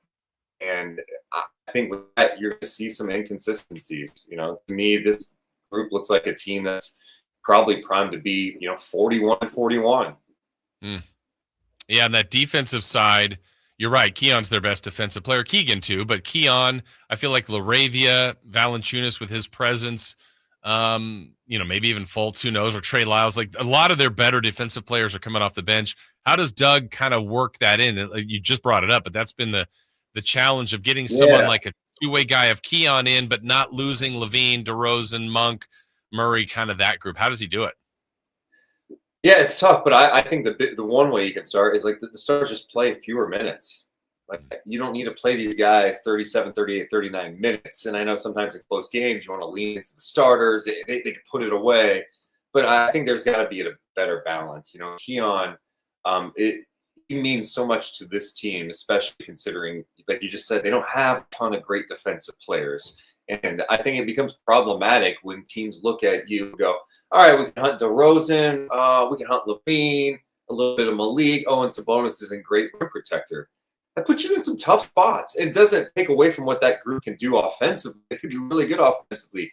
But I think you got to lean into these bench guys a little bit and make sure they're getting legitimate run and they can build some chemistry too. And then come closing time, I think sometimes you're going to have to make some tough decisions. I think Doug has shown at times since the deadline to make some tough ones where he's taken DeMar DeRozan out in the final minute. DeRozan didn't look happy, but who cares? Like, to me, it's about winning games. Like, the goal is we are going to do whatever it takes to win as many games as possible. We would need to win in the playoffs. And if that means someone's minutes have to be sacrificed at different spots in different games, that's what it is. This is a team game. Well, tomorrow it starts with the Warriors, and this is a team that Kings have beaten twice. They need to get another one to get the season series, but the Warriors and Draymond coming out saying, no, we are going to win the championship. It's a new-look team with Jimmy Butler. I think it's a great way to start, but a lot of pressure on that game tomorrow night at G1C. Yeah, it's a little nerve-wracking. You're nervous. Yeah, because the Jimmy Butler trade, I think some people look at Jimmy, oh, man, he's so toxic. He always does this at the end of spots. Yeah, he does. But then he goes to the new team, and he's super engaged, and he's ready to go. And I think it has given them a jolt. Andrew Wiggins is a really talented player and was playing some good basketball. But Jimmy, when he is locked in, brings like a confidence and belief to a team that they were definitely lacking from a vocal standpoint, to bring in some new life, some new blood, someone that's going to challenge a little bit. So I think they're going to be a tough team down the stretch. I mean, I don't view them as a championship team at all, but for Sacramento, yeah, it's a good early test to take on a team that feels really good about themselves right now. How's your game, Deuce? There was a time when we were on the show together. You said you could guard Jimmer, certainly Isaiah. Like, where are you now? Where are you in the I don't think I said Isaiah. Did I say Isaiah? I think you probably did. I mean, I probably said Jimmer. I know you did for a fact. Jimmer for sure. It's solid right now. I've been playing a lot at the YMCA. I've been playing outside, inside. I'm ready to go. This is probably the best I've felt in a long time. So meaning outside the court or outside the key, like inside outside game? I'm sorry. I'm talking about I'm at Roosevelt Park playing on the blacktop. I'm inside the building, but inside out. In terms of my game, I'll let it fly every once in a while from three now. You have to evolve your game with time, but I also played on my strengths, Jason. That's just to be a menace defensively, attack the. Have you thought about telling Doug about your defensive prowess? Doug should be aware of my defensive prowess. You've tried to guard him too. Every once in a while. First of all, I could. Every once in a while, I'll give him like at practice. He'll walk by. I mean, I'll give him a little shoulder to the chest. Keep him honest. Yeah. Let him know you feel him, right? Exactly. Yeah. Doug has been very impressed when I show him some of my basketball skills, and he said it on numerous occasions. Yeah. So we got Chris's triple threat, Deuce's defense. I mean, guys, there's minutes to be had. You guys ready to go or what? I could give you some good minutes. I could give the guys a good teacher on triple threat position. Triple threat position. Well, we'll work on it, Deuce. Can you honestly imagine us playing NBA minutes? Imagine me trying to step in front of an NBA player. Oh my God. Would you have taken that charge that Trey did a couple times against Zion? No, absolutely not. Zion can have that dunk. We'll go ahead and give him that. Oh dunk. Yeah, he's a big boy. He is. I would, on League Pass, you can watch the in-arena entertainment, and there's always some contest with fans. And last night I was watching the Lakers game. There's some in-arena contests. Two of the worst basketball players I think I've ever seen in my life. And I'm like, these are the people that are online, on social media, slamming players. Like, this guy sucks. I'm like, you can't even dribble the basketball. It's just amazing. That's our world, right? We're all critics. Yeah. We're all critics. Well, Deuce, it's always great catching up with you. I know you're always busy. I will see you tomorrow night. You with us on radio or are you TV's Yes, Deuce Mason? I'm with you guys tomorrow. Okay. Oh, we're bringing the gang back together because I will also be doing the game. Oh, Chris is going to be on the board. What is happening tomorrow night? It's like a throwback game. Crazy. Yeah. Well, we appreciate your time, Deuce. Go get your reps in. You got to be in game shape for when Doug calls on you, and we appreciate you checking in with us. All right, Jay. I'll talk to you later. All right, thank you. That is Dave Deuce Mason, obviously from you'll see him on Kings Games on TV, with us on the radio, with Deuce and Mo podcast. He's everywhere. He's Roosevelt Park, and apparently Roosevelt Park. You want a piece of him? You want a piece? You can go out there and battle Deuce, but he is a defensive menace. I was at a game where he got tossed out. It was fun to watch. All right, when we come back, who's hot? Who's not? And your calls include, and JR. I should have put JR on with Deuce. That would have been something. He'll join us and more when we continue here on Sacktown Sports. You never know what you might hear when listening to a Sacramento Kings game. Out of Keegan, going for another triple. Man, is he feeling it. Keegan, can he do it? Yes, there's number 11, Keegan Murray. Keegan steps back. He just knocked down his 12th three-pointer, a Kings franchise record. He's got 45 points. Never miss a moment of Sacramento Kings basketball with Sacktown Sports and the Sacktown Sports app. This is a story of the one. As a maintenance specialist for university housing, he knows college students can major in wear and tear. Plus, housing so many students doesn't leave a lot of room to house all the supplies he needs. That's where Grainger comes in. With over 1 million industrial-grade products and fast, dependable delivery, Grainger carries the quality products he needs so he doesn't have to. From a new door hinge to a whole new faucet. Call, click Grainger.com, or just stop by. Grainger, for the ones who get it done. We could all use more time. Amazon Business offers smart business buying solutions so you can spend more time growing your business and less time doing the admin. I can see why they call it smart. Learn more at AmazonBusiness.com. Check engine light on? Take the guesswork out of your check engine light with O'Reilly Veriscan. It's free. Ask for O'Reilly Veriscan today. O'Reilly Auto Parts. Hurry in and save big during Honda's President's Day sales event at Folsom Lake Honda, your one-stop Honda shop. Hurry in and save on our best selection of new Hondas. Each is priced to sell now. Folsom Lake Honda is your one-stop Honda shop for great pricing on a giant selection of new CRVs, HRVs, Civics, and Accords with low finance and lease options. Plus, get an instant cash offer for your trade. Get to Folsom Lake Honda or go to FolsomLakeHonda.com. Folsom Lake Honda, yeah, your one-stop Honda shop. Hey, Daydreamer. Did we catch you thinking about your dreams? With Wells Fargo Premier, a team can help you plan for them. So let's imagine your biggest dream. Not the easy one, the one behind it. The one you work towards every day and every night. Can you see it? Then we can help you plan for it. Ready to start planning for your dreams? You can at wellsfargo.com/getpremier.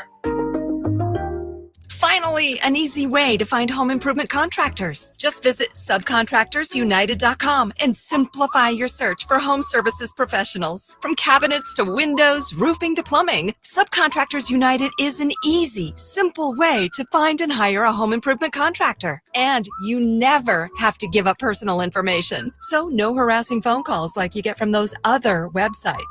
Subcontractorsunited.com is sponsored by D&D Cabinets and Savage Design. What's up? We're talking to Chad Hoblet of Hoblet Dodge Chrysler Jeep Ram in Woodland. Chad, tell me what's going on for the President's Day sales events. Something I didn't think I'd see for a long time. Right now, you can get 0% financing for 72 months on the luxurious 2024 Jeep Wagoneer S, the 2024 Grand Cherokee 4x8, or the 2024 Dodge Hornet. I'm sorry, Chad. I thought you said 0% financing. I must have heard wrong. And what's the Jeep Wagoneer S? Nope. 0% financing for 72 months. Everyone's excited about the all-new Jeep Wagoneer S because it's sporty, fun, and all-electric. Plus, you can't miss the Hoblet Certified Pre-Owned Supercenter with over 220 vehicles available and 40 starting under $20,000. When was the last time you heard of 0% financing? You'd better hurry before they realize what they're doing. Search, select, and save through their whole inventory at HobletDodge.com. Unbeatable prices, unbeatable selection. Nobody beats Hoblet, period. 0% APR for 72 months on select vehicles for well-qualified buyers through Stellantis Finance. $13.89 per thousand borrowed, at least 5 available at each offer. See dealer for details. What's hot and what's not.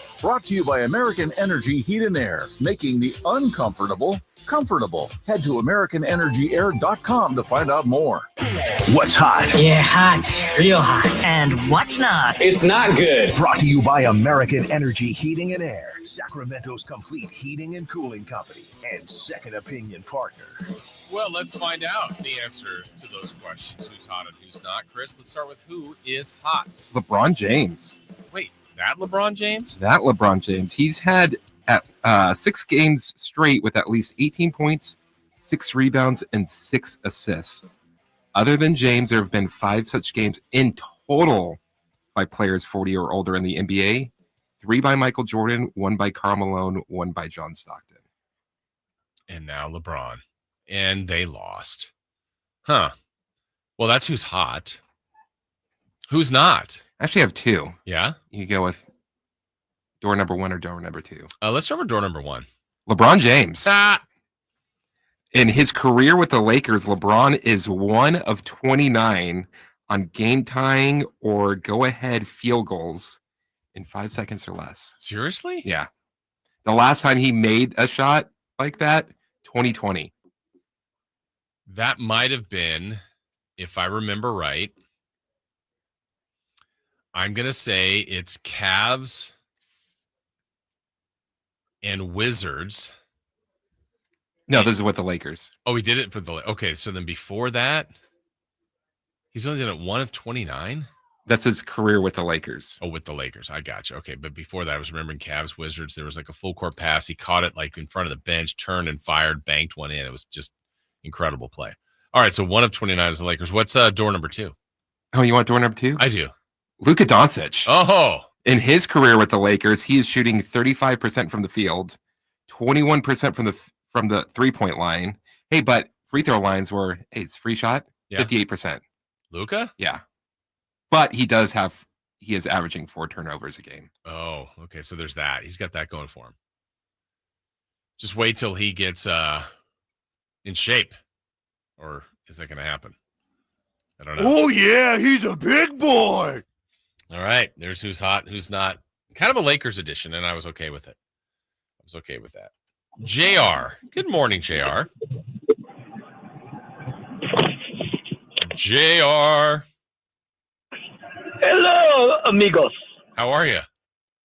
Good. Hanging out here at the Gulf of Elk Grove with Tomas. Oh, it's beautiful down there. That's where he spent his break. You and him. Me, have a few margaritas with the old Sobonas. Yes. Hey, it was great to hear from Deuce. Isn't it amazing how much he's grown over the years and how far he's made it? And just where will he go all the way to the end? It's just so exciting to see the journey, isn't it, JR? And you've lived it. It is. He was wearing Sperry's and skull caps no mere than, 8 years ago? That's right. You gave him his wings, motivated him to actually do something and wake up, get off the couch. Chris told him about his father and all his work. Nah, just sorry. And now look where he is. Look where he is. It is funny, and I know you're a busy man too, but I was like, you turn on the TV or the radio or whatever, and one of those two is always on. And I'm like, do they actually sleep? I know. They actually have busy? They just keep grinding. It's impressive. It is impressive. Yes, we need to win this game here coming up with the old Warriorettes. Yeah, because it's big. You gonna be there Friday night? Friday night, and then when they're down at Chase. Oh, wow. How about them apples? Okay. Well, no, I'm sorry. I'm not going this Friday. Oh, so you've I already have to coach a game because guess what? The PG Screaming Eagles have moved on in the playoffs, so I got to actually despite do a real the coach. job. I know him well. Okay. You want ticket? If you don't have plans Friday night, you can't go to the Kings Warriors. I mean, I can get tickets for people. So I gotta watch and critique your coaching style, JR. Oh yeah, it's good stuff. Good stuff. Anyway, hey, I just love you guys. Great show as always. And let's get these next few wins and move on and be in this playoff series or playoffs and get to a next round of the playoffs. I think this is our year, Jay. Okay, let's hope this so. This is it. This is it. Thank you, JR. We appreciate you checking in. 916-339-1140, 1-800-920-1140. Yeah, JR talking about Dave Deuce Mason, who just joined us a few moments ago. Sam Amick before that, and Kelly Brothers in the 7 o'clock hour. So again, anything you ever miss, feel free to go back to our Sacktown Sports page and our YouTube page, listen, or when the podcast is posted, you can listen at your own convenience. So yeah, Kings are going to be back in action tomorrow. We're going to talk more about that in a moment. Let's check in next with Mitch. Good morning, Mitch.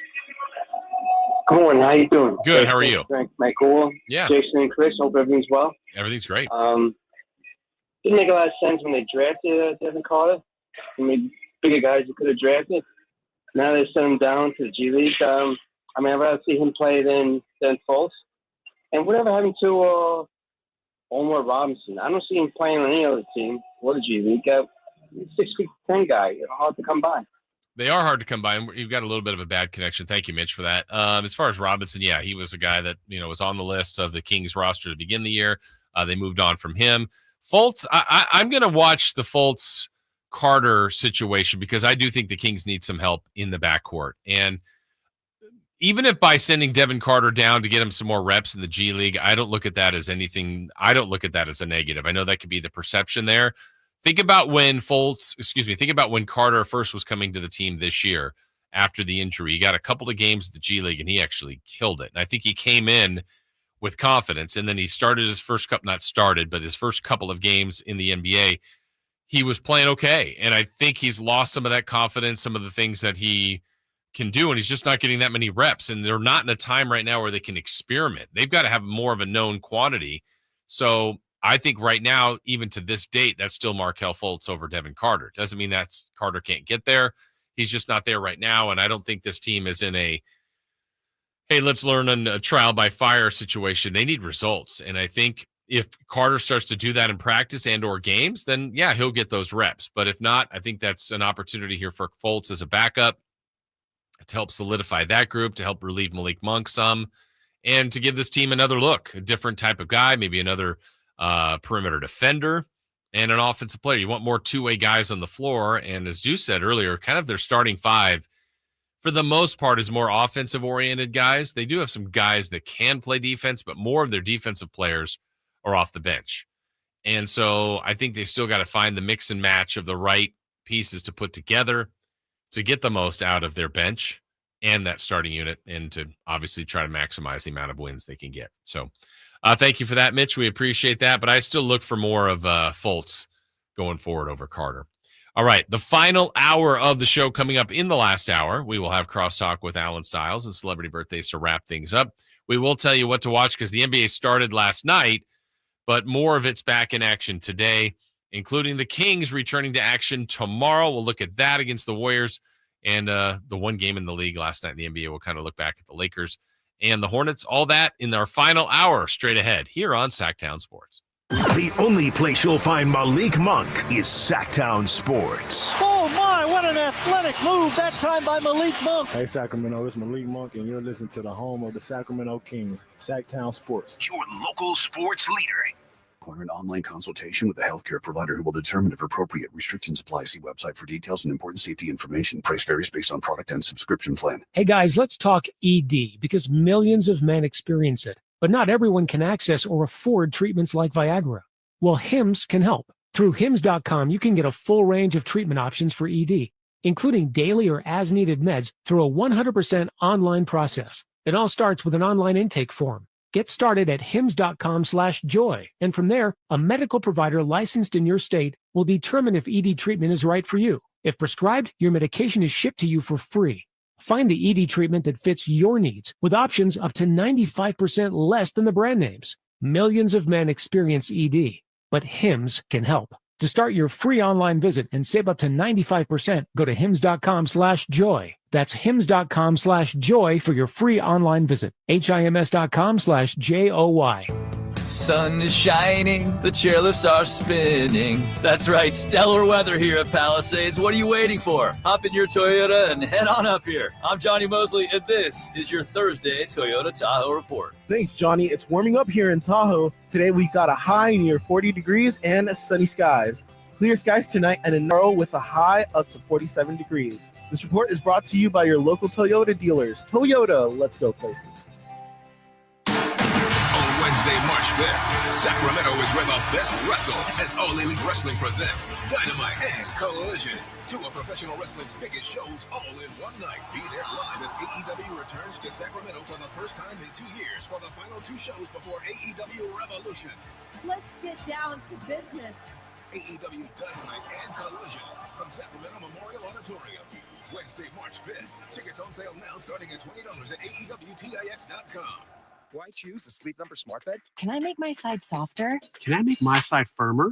Can we sleep cooler? Sleep Number does that. Cools up to 8 times faster and lets you choose your ideal comfort on either side. Your Sleep Number setting. And now save 50% on the new Sleep Number limited edition smart bed. Limited time. Exclusively at a Sleep Number store near you. Learn more at sleepnumber.com.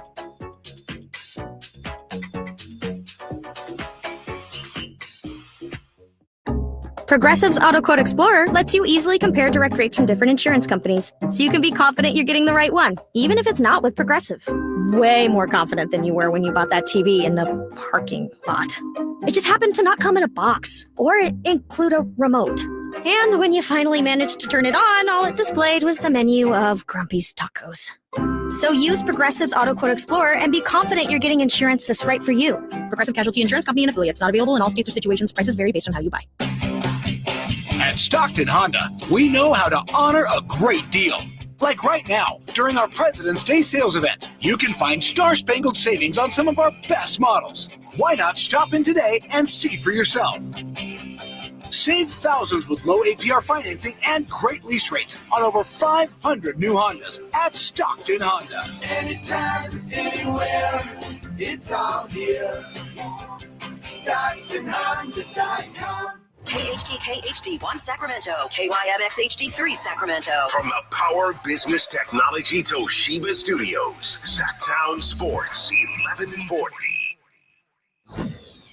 The Carmichael Dave Show. He's on the microphone when he's not on the microphone. He's playing a song, and when he's not playing a song, he's on the microphone, and then boom. With Jason Ross. No, he didn't.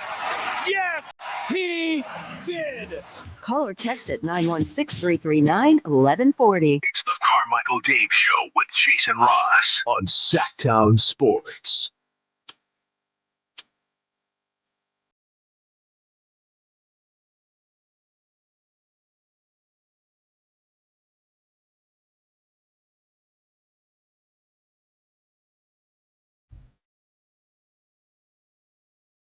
Tell me why. All right, final hour of the show is here. Jason Ross, Christopher Lott hanging out. Carmichael Dave's back with us on Monday. Kings back in action tomorrow against the Dubs. The Warriors. Oh, man. It's going to be an atmosphere tomorrow night. Looking forward to that. First look at Jimmy Butler. We're going to go nuts in there. And we will. Oh, we will. There's some really good memories on some matchups with those two. I really loved that playoff series a couple years ago. The stunning thing I still remember to this day. Chris, you were out at that outdoor remote before game one of the playoffs. We kind of did a extended pregame. It was insanity. It was insanity. And then as it just started, like there were already, how many hours before the game were we out there? Well, wasn't the first one like a 12:30 or a 5:30? It was a 12:30 start. So I want to say we got there like at 9.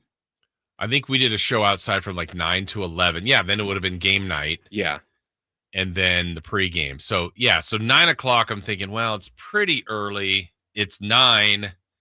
I don't know how many people will be there. And there was already a good amount, but like by the minute, as we kept progressing.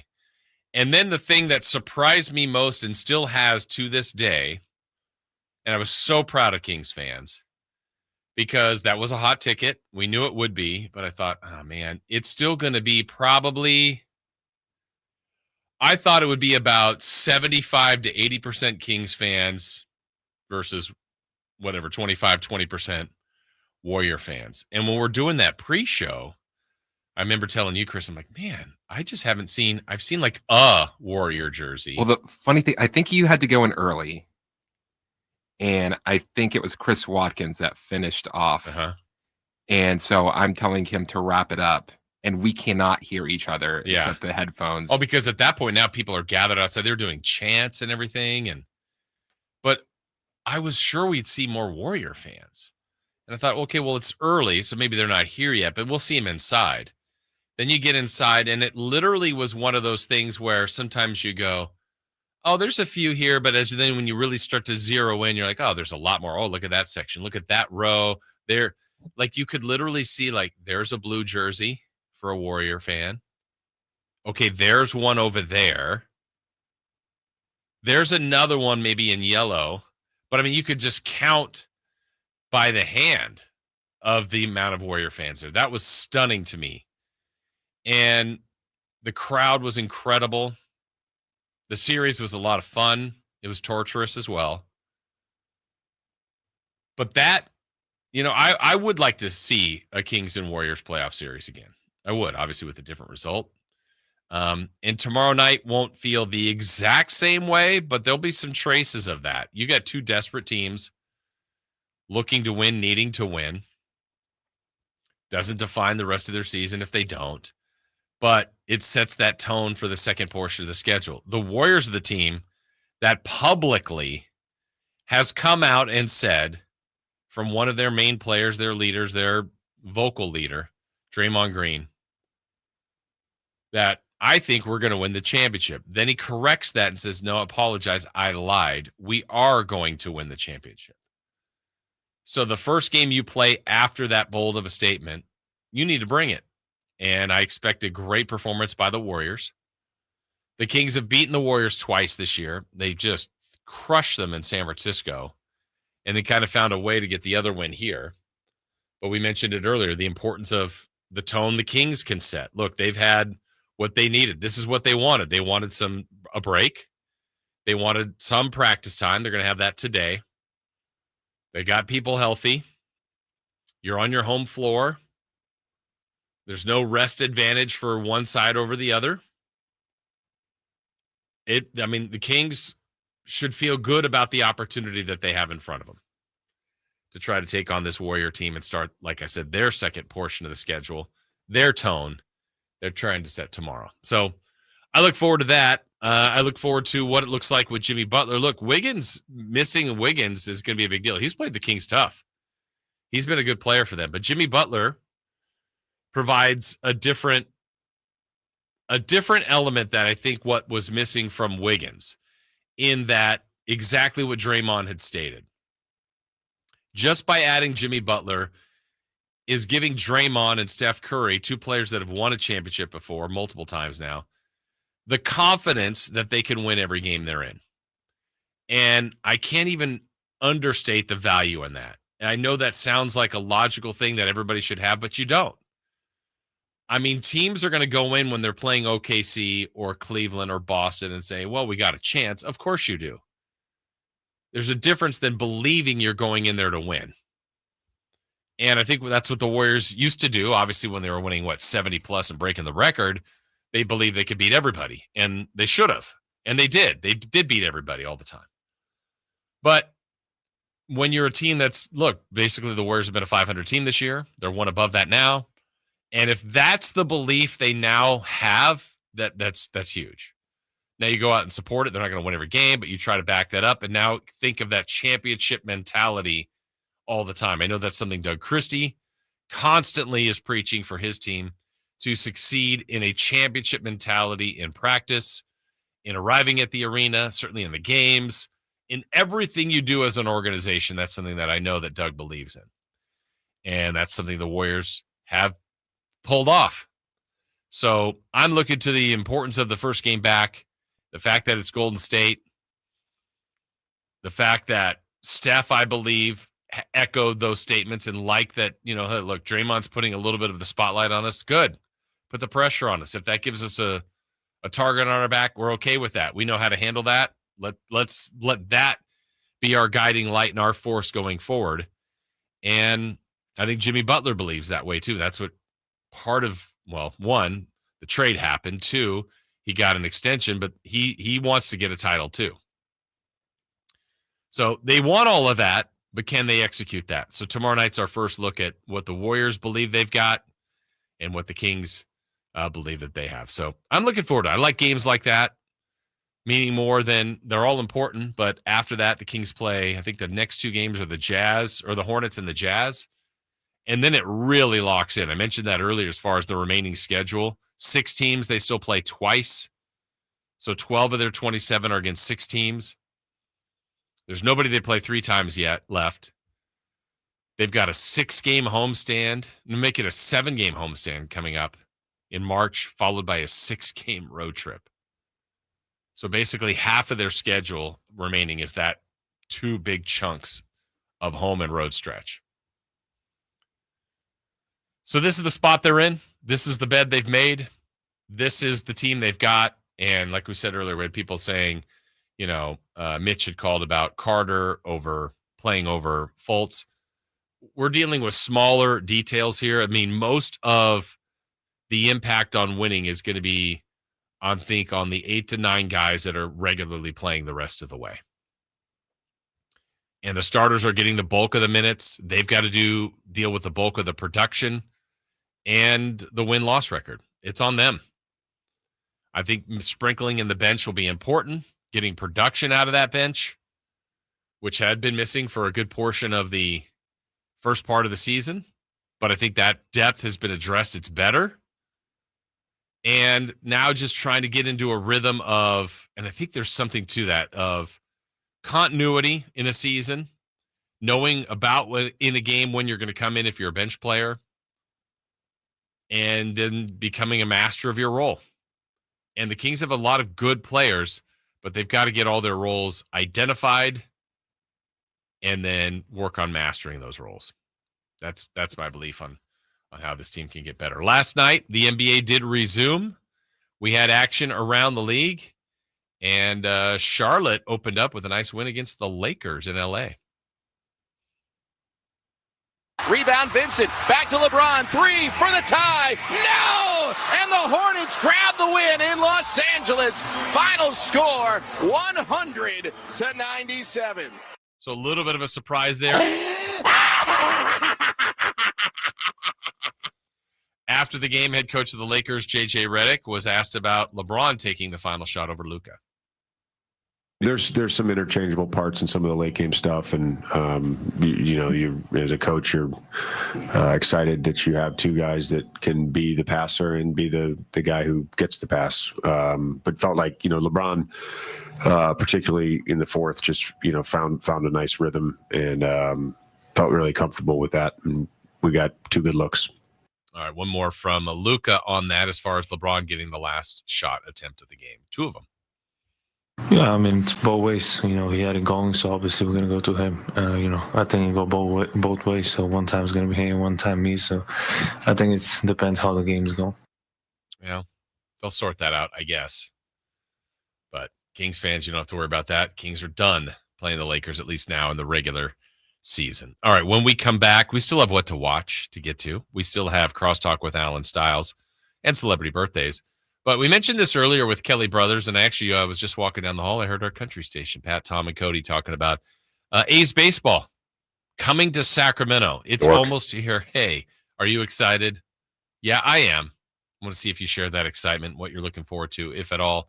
We'll talk about that when we come back here on Sacktown Sports. On the move?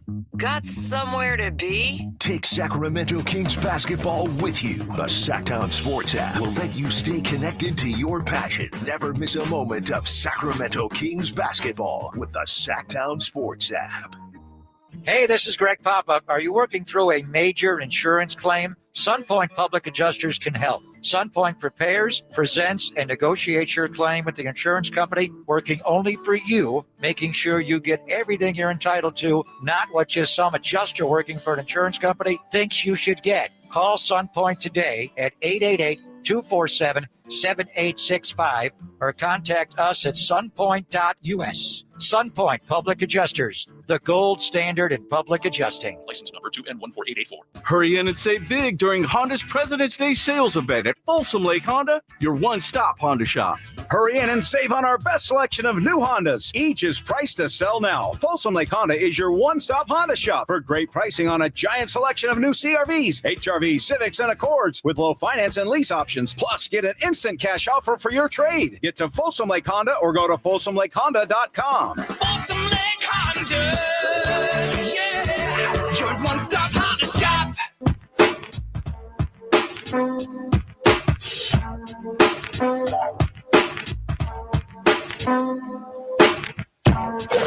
Waking you up with the best in local sports. They just make it interesting, you know? It's the Carmichael Dave Show with Jason Ross on Sacktown Sports.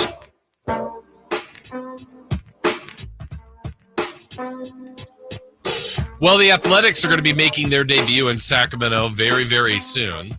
Still wish they were called the Sacramento A's, but they're not. They will have the little Tower Bridge patch. Maybe some other things, little tips of the cap to Sacramento, but mainly the Athletics while they're here. I am really, really excited for this. I am a baseball guy. Not a lot of you are, but I love baseball. Always have. And it's the reality that's happening. Look, I don't like it's such a weird premise anyway about teams moving, because I don't like that overall thought. But when you really sit back and think about, let's talk about our own Kings. I mean, what is it? Rochester, Cincinnati, Kansas City, Sacramento. I mean, they've been a team on the move. The A's themselves were in Philadelphia, Oakland. I think they were somewhere else, even Kansas City. Kansas City. Thank you. I knew I was missing a spot. Sacramento, likely Vegas.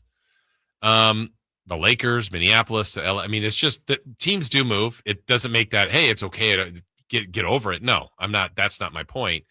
It's just a lot of teams have moved in the history of sports. And so when we're all living in this part, and this time, you're like, we haven't seen that many move, but it does happen. And I would have wished they would have stayed. That would have been my first choice.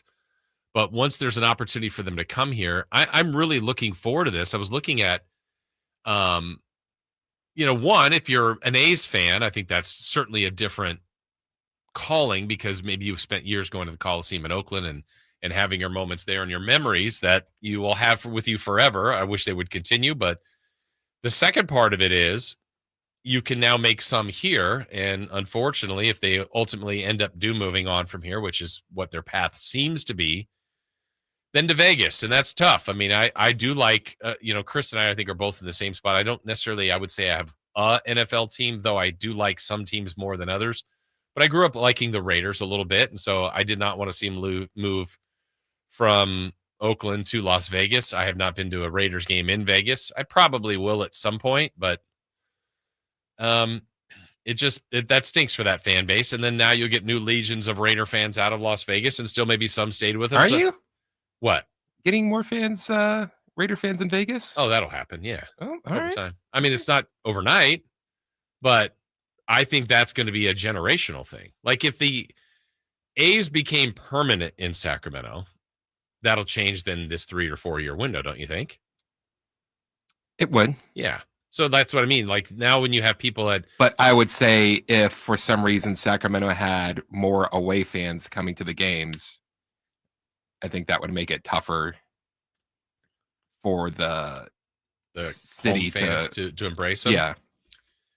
I think that's definitely the situation they're in now. There's no doubt about that. I mean, Vegas is a destination city, but it's a growing city. It's got a lot of people there that I think now if you've got hey, I got tickets when they first got here and they were 10 years old and then become 12, 14, 18, 20, and they're still there. And then they kept the tickets and then they bring their kids. I mean, that's kind of how it works and how long it takes or can take. But here, I think you look at the schedule that they have, and obviously they're going to play all the American League West teams, and whether you have a tradition or not. But Kelly Brothers brought it up earlier. The Giants, maybe you're a Giants fan and you want to see them here. Okay, they're here during the 4th of July. That's a pretty incredible weekend for them to be here. The Yankees are coming. The Cubs are their opener. They've got the Braves coming through. They don't have the Dodgers coming here this year, but they've really got the Phillies come through. And to me, it's the Tampa Bay Rays come through. They do. The White Sox, you're going to get all those. Minnesota Twins come through. Yeah. That's like saying, oh, LeBron's coming and Giannis is coming. Oh, and Charlotte will be here. Yeah, but we're Kings fans. Oh, okay. Well. Oh, Malik Monk is here. Oh, Domantas Sabonis is here. Yep. Well, hopefully you'll become an A's fan. And you'll talk about what, the A's? Yeah, which player from the A's are like, oh, I'm so glad I get to see blank play. Lawrence Butler. Oh. Yeah, who they're looking at extending. And Mark Kotze, who they've extended. Oh. Luis Severino, their ace that they paid for, who will show up later on celebrity birthdays. Yeah, I mean, I think it also takes time, but I think you could also do that. That's the nature of baseball, where I'd say, oh, the Reds are coming through right? I mean, I think that's more of a baseball problem. But the problem is they're selling the A's. They're not selling the A's. They're selling the other teams. Are they, or are they selling the A's? When Fisher first came. Fisher, no, I'm not. He's a lost cause. He doesn't know his own team. Yeah, but that's the head of the organization. I get that, but I don't know that the organization is saying, "Hey, come watch the Twins." I think they're trying to get you to come watch the A's. Now, if the byproduct is, hey, there's a lot of Yankee fans that are going to be here, which is what happened in Oakland, it's going to happen. I mean, the Yankees are probably the bad reference because the Yankees fans show up at every stadium and they're everywhere. It's a little bit like Laker fans or Cowboy fans. But if people are coming to watch the Padres and A's play here to watch the Padres, if there are more Padre fans or more Reds fans or more Phillies fans, that's what I'm going to be interested in seeing. That was the one thing I didn't understand what Kelly was saying is, I think you'll get a lot of out-of-towners coming to these games. I can't see that at all. I can't see someone from San Diego saying like, let's go up to Sacramento to see, or even like, let's say the Mariners, someone from Seattle. Yeah. Let's go down to Sacramento, pay way too much for a ticket to see a very bad A's team. You think they're going to be a bad A's team? I think it actually might be okay. Oh man, where do we want to go for summer this year? Let's go to Sacramento where it's 117 degrees and watch a team against our Tampa Bay Rays. Boy, you are framing the best of Sacramento, aren't you? 117. To say a lot, I don't know, but I think there are people that do park adventure. So I think people would come, but I don't know if that's 20 a game compared to like thousands of people coming. I just don't think that's coming. But I think people are like, hey, I've never been to this park. Let's go to Sacramento and see our team play the A's, whatever the team that might be. But I don't know how many that will be on a nightly basis. I think it will be I'm really looking forward to it. Maybe I am in the minority here. I know, Chris, you aren't as excited, neither is Dave, but I think it's going to be phenomenal. I just love having professional baseball here at another level, at the highest level. Certainly like when the Yankees are in town, I'm looking forward to that. I will go to other games too. And when is the first A's game in Sacramento? That is April. It's the Cubs. I know that. Let me give you the exact date because you're asking here on the chat. April. Oh, that's just the spring training. Excuse me. April 9th, I think. Oh, excuse me. March 31st. March 31st is the first game here in Sacramento when they take on the Cubs. So that'll be a historic day to have Major League Baseball here. In the Cubs, that's not a bad draw either. You and your Cubs fandom, Chris. While the A's are in Sacramento, MLB will not get a penny from me. I might even say I don't think MLB will ever get another penny from me. Well, you're just done with baseball. Yeah. Yeah. And this whole situation with John Fisher didn't help. So why would the NFL and NBA get money from you? What do you mean? You're willing to go to their games. Yeah, but how many of their owners have been able to just absolutely fail into massive amounts of money and to continue to fail and destroy a good, some would say a great fandom in Oakland just for, they can't do anything in Oakland, so we got to go. Well, John Fisher made sure that didn't happen. Yeah. He did. No, I mean, you say what you will about the Maloofs. So Maloofs ran out of money. Right. I can't understand that. They failed, so they were forced to sell. That's what should happen. That's what we all wanted to happen. Yeah. Yeah. Unfortunately, it did not. Because the idea that Oakland can't build a stadium is ridiculous. It's just how much does ownership want it? That's the whole, and that's my whole problem with American ownership. American owners of sports teams want to pay as little as possible. That's true. Because their leverage is your favorite thing is going to go away unless we get what we want. And someone in some city will pay for it for us. Right? Exactly. Which has worked for a lot, but that's in just about every sport. Every entity has done that. But all of that, I can, whether it's a fault or a trait, a positive trait, I don't think you can separate that from the entertainment. And I can.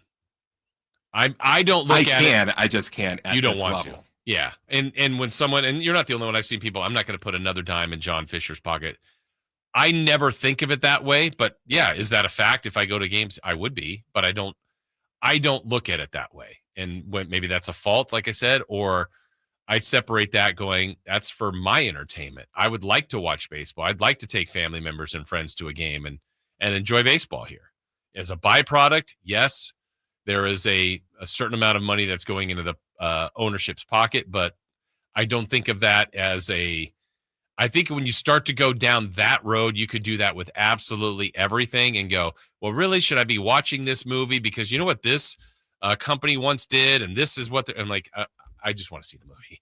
I just want to go to this concert. I just want to go to the game. I don't really think of it in those terms. That's the way I do it. But anyway, I'm excited. We'll see if the rest of you are when they fully do get here, which is coming very, very soon. All right, when we come back, what to watch tonight? We mentioned the NBA being back in action last night. Well, it's much more in action, and we're going to do a little scoreboard watching tonight because the Kings aren't in action and some games out there that could help them. We will discuss that when we come back here on Sacktown Sports. The only place you'll find Keegan Murray is Sacktown Sports. Out to Keegan Murray, straight away for three, and Keegan knocks down the triple. Hey, Sacramento, it's Keegan Murray, and you're listening to the home of Sacramento Kings, Sacktown Sports. Your local sports leader. Sacramento weather is brought to you by Roseville Auto Mall. I'm Tamara Berg in the KCRA 3 Weather Center for your Thursday. Looking at some areas of patchy fog for the morning commute. A cool start as we head through the afternoon. We're looking at mostly sunny skies with a bit of a north breeze. Temperatures up this afternoon, highs peaking in the upper 60s.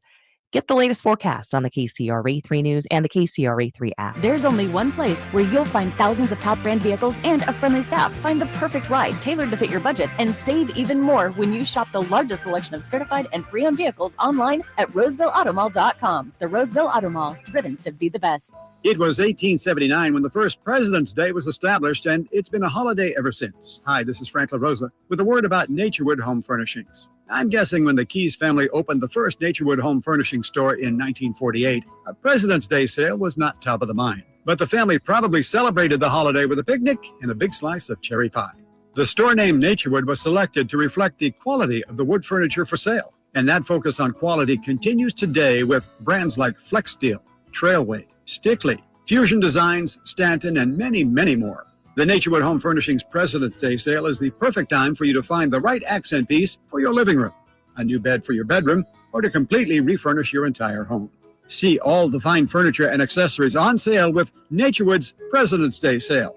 Find that perfect piece of furniture that's new today and filled with memories for tomorrow. Naturewood Home Furnishings, off Highway 50 at Hazel. Look for the water wheel. Mike Rowe here with a quick question. Have you noticed cracks in your drywall, chimney, or exterior walls? I hope not, because if you have, they could be indications that you've got a much bigger problem with your foundation. That's where Groundworks comes in. They can honestly assess your situation and create a plan to stabilize your foundation.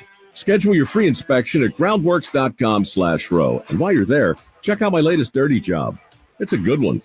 Licensed in all states where work is performed. See website for details. Golf to Go is brought to you by the Hagen Oaks Golf Super Shop. Here's Frank LaRosa. You're faced with a long shot in the heavy rough. Now what? Jessica Marksberry writes in Golf Magazine that while hybrids have made these shots a bit easier to deal with, lengthy shots from heavy rough are still a significant challenge. Top 100 teacher Tina Toombs says the first thing you need is loft and a specific mindset over the ball. You need to hold onto the club firmer with your left hand to prevent the club from grabbing the grass. You can elect to play in the back of your stance or play it forward. Playing it forward makes the swing a bit steeper so it can stay open more and the ball comes out of the rough better. She says a 7-wood makes it easier than a hybrid for longer shots. The ball comes out low, but rolls a long way because of top spin. And if all else fails, she says bailing out is an option too, and there's no shame in taking your medicine to avoid compounding your initial error. If you're really not sure, take your 9-iron and get it out. Don't risk topping it and leaving it in the rough. Good luck out there. That's your Golf to Go. I'm Frank LaRosa. Congratulations on taking the first step, lift, and run to a fitter you. Your next challenge? Keeping the momentum going. At InShape Fitness, we have everything you need to keep all those reps from getting repetitious. From more studio classes than you can kick up your heels at, to our turf and functional areas. If InShape had a middle name, it would be there's more than one way to tone a muscle, which is a bit of a mouthful. So we usually leave that out when we introduce ourselves. We are InShape. You are ready. Join online today at InShape.com.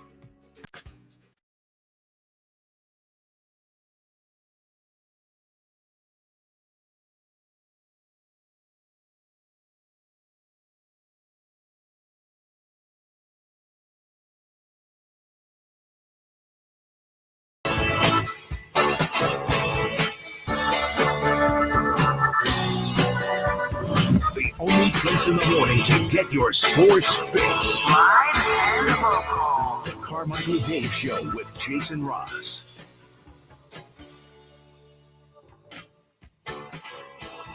Yep, Jason Ross, Christopher Ladd. Dave will be back with us on Monday.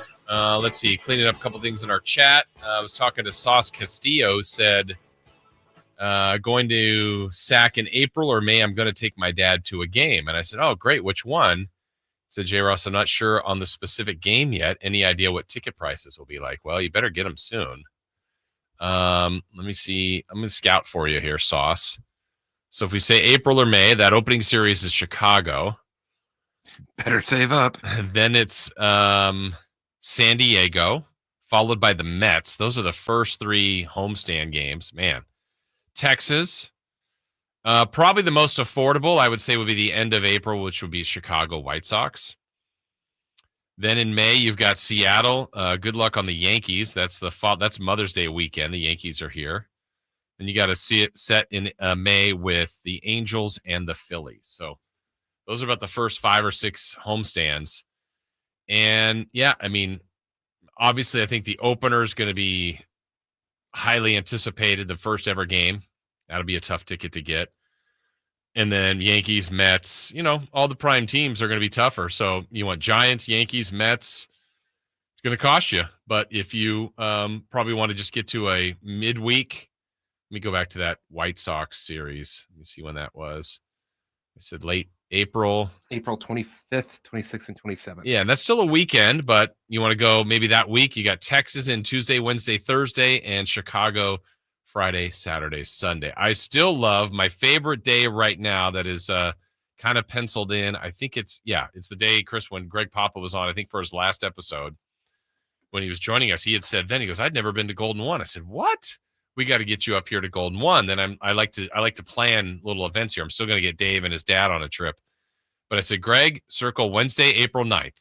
You come in, you go to watch the A's play the Padres in a day game at 12:35, hang out, have some fun, walk from there right over to Golden One Center, Kings, Denver Nuggets that night. Boom. That's the kind of day for a sports fan in Sacramento. Cheapest ticket for that White Sox game would be $72.20 out in the lawn. Okay. If you would like a seat, it's $102.20. There you go. Chris is providing for you. So you want to sit in the lawn at $70. You want to sit in a seat, $102. There you go. To watch Major League Baseball. I'm looking at how they're setting this up. What side are you on? Huh? Are you on the A's side? Yeah. Okay. So the lawn is no longer the outfield. What do you mean? It's not the outfield lawn that we think about. The lawn is a corner. Like the right field line? Yeah. Okay. And that's the lawn now. Are they putting seats out there where the lawn used to be? I know they're adjusting. My fault. Though they do have them there. They're just sold out. The lawn? Yeah. Wow. So the only lawn available is that corner lawn. On that specific day you're talking Yes. about? Okay. I wonder if the lawn is sold out in general. Huh. There's just a different experience to get out there. And we'll see over, if this is a first year thing only or if it's going to be multiple years. But appreciate that. Where was this? Because if I am paying $80 for a ticket, I want to sit on grass. I'm trying to think if I did sit at the lawn years ago at Rayleigh Field. Years ago. It's a fun spot. Yeah. But that's also when it was like $10. I was trying to remember. Was that the number you're thinking? I was thinking that in my head, but I couldn't remember what the number was. 10 sounded right. Yeah. Yeah. And it was fine. I mean, if you brought a blanket, like sometimes you could, and as long as you got enough space, you feel like you can spread out a little bit and get comfortable. But let's see, where was this one? From the 916, Jason, I'm a diehard A's fan. People always say put a good product in the field and fans will show up. But in 2017 and 2018, they won almost 100 games those years and still no fans. So I welcome my favorite team to town. I still think at the end, though, the A's it's really a tough comp, just the way their fans were treated. But generally, yes, you put a good product in the field and generally fans come. That's from Pat in Elk Grove. Yes, I know you'll be excited to see your team in town. That's for sure. Let me see. Chris, that's how I feel about the Kings right now until they improve the team to be without a doubt competitive and not just, well, they're better than they were. Wait, than that. Wait, they were better than, this is all broken up here. Well, better than they were. I will spend my money somewhere else. I'll watch no revenue. They will get no revenue from me. That's from Esteban. I get it. I mean, again, everybody, I would never tell you how to do it. You do it your way. That's what works for you. I'm always for the experience. If you can afford it, certainly don't do anything that's like, well, I won't pay these bills or won't be able to do this if I go to, no. That's not what I'm talking about. But if you can get into a situation where you have an opportunity to attend any of these events, I just think it's, me personally, this is me speaking, I think it's more fun. I think it's more fun to be in the action, to go to games, but it's got to be reasonable for you. And me, I've put a price on what I'm willing to pay, and I will not pay. It's got to be something major for me to pay over $100 for an event. Yeah, I'm trying to find where the wrinkle is for you. Because like Oasis, that was a big purchase for you, but that was only $110.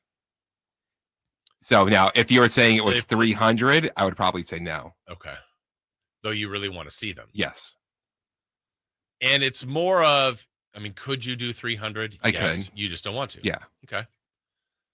And I don't know. That's the thing. I think everybody's got a number, right? Like I used to tell people, like, oh, I think Grant even told, was it you or somebody about, oh, go to the Super Bowl or go. Oh no, it's the national championship, Notre Dame versus Alabama. And like, and that's what I had to tell. Like, how much money do you think I make? Like those, I was in that realm too. But I'm like, if UCLA ever goes, I'm doing it. But then when you go, it's how much? Outrageous now. And then you go, wait, between this, it's like, I'll try to cut somewhere, but you're still not cutting enough. It's just absurd.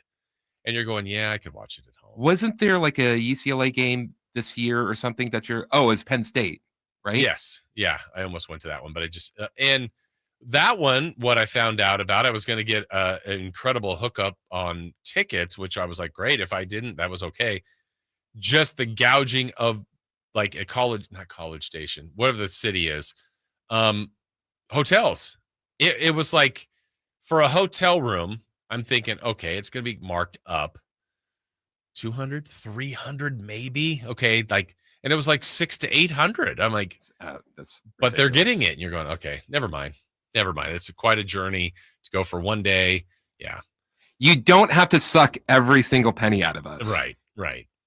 You can make a profit, but do you have to take everything from us? Yeah, they'll try. Tonight, what to watch besides your pocketbook? NBA is back in action. You got the Grizzlies at the Pacers. These are games of note around the league and or Kings fans. Grizzlies, they've got a large lead on the Kings. I think it's okay if Memphis keeps winning as the 2 seed. And preferably, I was thinking about this earlier that I didn't mention. When we were talking about the Kings and their standing and where they are, and someone had asked, I think it was Esteban, if I thought the Kings could get into the playoffs as opposed to the play-in. I don't, but doesn't mean they won't try for it. But if you're a play-in team, another reason to really be the 7 or 8 is because you would get the 7 seed, and you're just avoiding OKC. And look, if it's 7 versus 2 and you get Memphis, you get Houston, if you're the Kings, I don't know, you'll be underdog, but is that a series you can get through? I don't think that's impossible to ask. So watching Memphis tonight take on Indiana, that is one of the games from our what to watch tonight. Celtics and Sixers, the only reason I put that in there is because of Philly. Like, that's a team that's intriguing to me of all the money they invested, and they're outside the play-in the East right now. They're playing Boston. It's a big game for Philly tonight. Also more West ramifications. The Clippers are on the road at the Bucks. So the Clippers currently in the 6th seed, a game ahead of Minnesota. That's a game they could possibly lose tonight. Denver is locked into the 3 seed. They host the Hornets, who beat the Lakers last night. You got the Lakers in back-to-back at the Blazers. And then the game, I think, for Kings fans to keep their eye on the most. I know we're probably looking mostly at the standings at everybody above the Kings, but you still got to be aware of what's behind you. And right behind you, Phoenix and the San Antonio Spurs, currently 11th and 12th. The Spurs begin the day 3.5 back of the Kings. The Suns begin the day 1.5 back of the Kings. Well, the Suns are at the Spurs. So obviously someone's picking up a loss. Someone's picking up a win. You could pick who you want to win that one, whether you think it's better. The Suns are closer, so maybe you want them to lose. But who do you believe more in, the Spurs or the Suns? I guess that's who I would tell you to root against, is the team you believe in the most to do some damage to the Kings. So that's what to watch tonight. When we return, we will have our final segment of the show for today. That'll be Crosstalk. Alan Stiles will be in. We also will have celebrity birthdays, and we'll wrap it up and get you ready for Alan. That is all coming your way next here on Sacktown Sports. You never know what you might hear when listening to a Sacramento Kings game. Out of Keegan, going for another triple. Man, is he feeling it. Keegan, can he do it? Yes, there's number 11, Keegan Murray. Keegan steps back. He just knocked down his 12th three-pointer, a Kings franchise record. He's got 45 points. Never miss a moment of Sacramento Kings basketball with Sacktown Sports and the Sacktown Sports app. Why choose a Sleep Number smart bed? Can I make my side softer? Can I make my side firmer? Can we sleep cooler? Sleep Number does that. Cools up to 8 times faster and lets you choose your ideal comfort on either side. Your Sleep Number setting. And now save 50% on the new Sleep Number limited edition smart bed. Limited time. Exclusively at a Sleep Number store near you. Learn more at sleepnumber.com.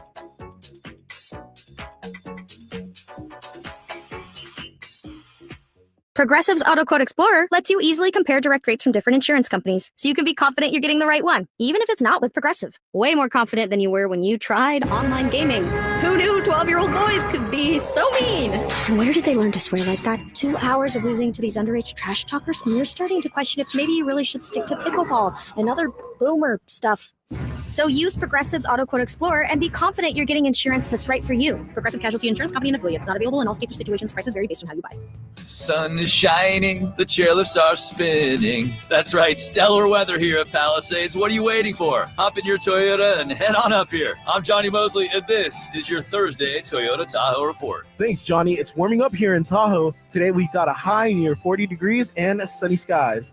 Clear skies tonight and a nice day on the slopes tomorrow with a high up to 47 degrees. This report is brought to you by your local Toyota dealers. Toyota, let's go places. Insurance companies perform a very valuable service, but they want to keep their money. Although most cases settle before trial, it is paramount that the insurance companies know that if pressed, your legal team has the experience to take your case all the way. For 25 years, Ashton & Price has earned the reputation that if the insurance company isn't fair, we're ready to force them to be fair. My mom used to warn me, wait till dad gets home. Think of us as dad. The best part, there's no fee until we win. Remember, for the best advice, don't think twice. Call Ashton and Price. It's a myth to think you don't play golf well enough to get fitted for golf clubs. The professionals at the Hagen Oaks Player Performance Studio would argue that playing the game with golf clubs properly fitted to your body and swing characteristics is the best way to improve your game and have more fun on the golf course. With a professional staff of fitters, all the major brands of equipment, and cutting-edge technology featuring TrackMan, the indoor-outdoor Hagen Oaks Player Performance Studio is worth a look. See for yourself, Fulton Avenue at the Cap City Freeway. Schedule your fitting at 916-808-2531, 808-2531.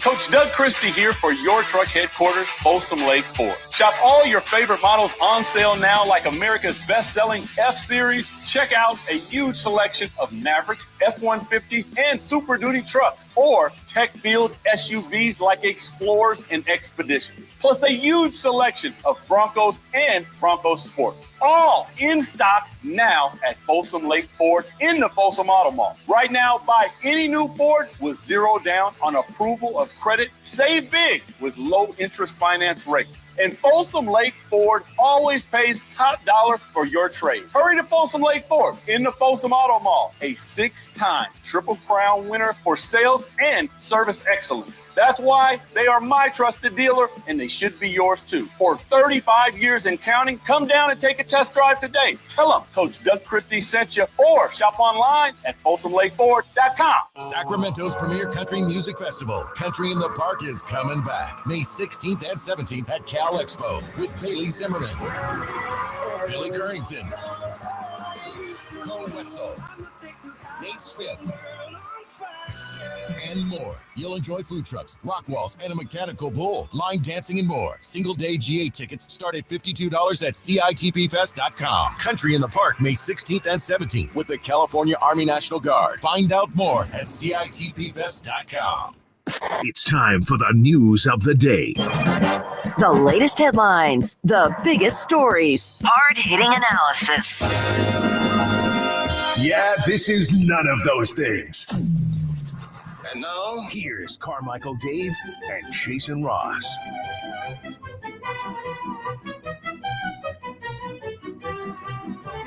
Great John Cena costume, Alan. Yeah, it is awesome. Can't see him. Alan will be here in a moment. Jason Ross, Christopher Lott. Shout out to one of our regulars, Manny. Apparently he was in an auto accident today, but everything's okay. Pretty gnarly. Car's donezo, as he said. So, man, glad everything's okay. That's always scary. Be careful out there. Be careful out there. Thank you to all of you. No, we're not back. Thank you to all of you for listening today, partaking in the show on the chat or on the text line, and continue to do the same because Alan Stiles is in the building. He is ready to roll, and he's got another fun full 4 hours of showtime coming up. Getting situated. I know you. I heard you and Kyle down the hall. You guys were at a spirited conversation about revenue sharing or something. I don't know what it was. Oh, yeah. It was about why the NBA cares about, because the whole Giannis thing is coming out now, which I felt like it was pretty quiet throughout the season, maybe just because there was a chance that they could do something, and they still can. But, yeah, it was why the NFL doesn't care about stars and markets, but the NBA does. Yeah, I mean, the NFL's the star, right? Right. I mean, they've got the stars, but Yeah. the games, we watch all of the games. Right. Where the NBA, I think where it's good is it's hyped up the individuals, but then sometimes when they're in certain cities, then it's a little more challenging. Yeah. I mean, the Giannis thing, if you're Milwaukee, and Milwaukee's kind of confusing, just When it breaks, We have it first. it's Sacktown Sports breaking news. This is coming from the other room. According to Shams Charania, San Antonio Spurs All-Star Victor Wembanyama is expected to miss the remainder of the season with deep vein thrombosis in right shoulder. wow. Wow. Now the Kings are definitely losing on March 7th. Huh. Interesting. But it was never for this season anyway, right?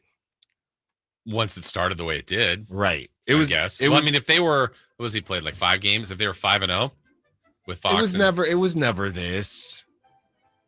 They're going to go, I think they're going to go big fish hunting this summer. And they should. They'll clean up some of those guards. Well, I honestly, and this isn't me being a hater, I think by the time the Spurs are in championship contention, De'Aaron will be the third option. That's probably a good thing. And this is me being a hater. De'Aaron Fox will never win an NBA championship.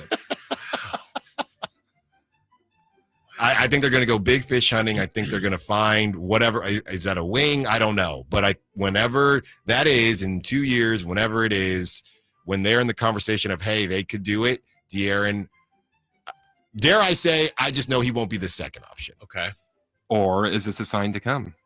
Is this something that we see big men, really big men in the NBA have trouble like this? Dang it, I got to be the first option again. Dang it. I thought of that immediately. Like when the whole Fox thing first started, when there was thought like, hey, he wants the place he would like to go if it became an option is San Antonio. I said, well, I get it. I get it for some reasons, but man, there's no certainties. Like LeBron wasn't a certainty, even though he's been way better than anybody could have thought.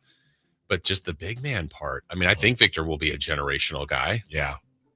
But look at Chet. Mm-hmm. Quietly, all the questions that people had about Chet have come to fruition so far. We'll see what happens later in his career, but they were worried about injury. He's had 2. He was injured going into the rookie season. Then he played really well, and everyone said, "Oh, that's why you just got to go ahead and take Victor." And then he got hurt again this season. Yeah, man. What was the official? The Slenderman. Deep thrombosis. What was it? I have that. Deep vein thrombosis.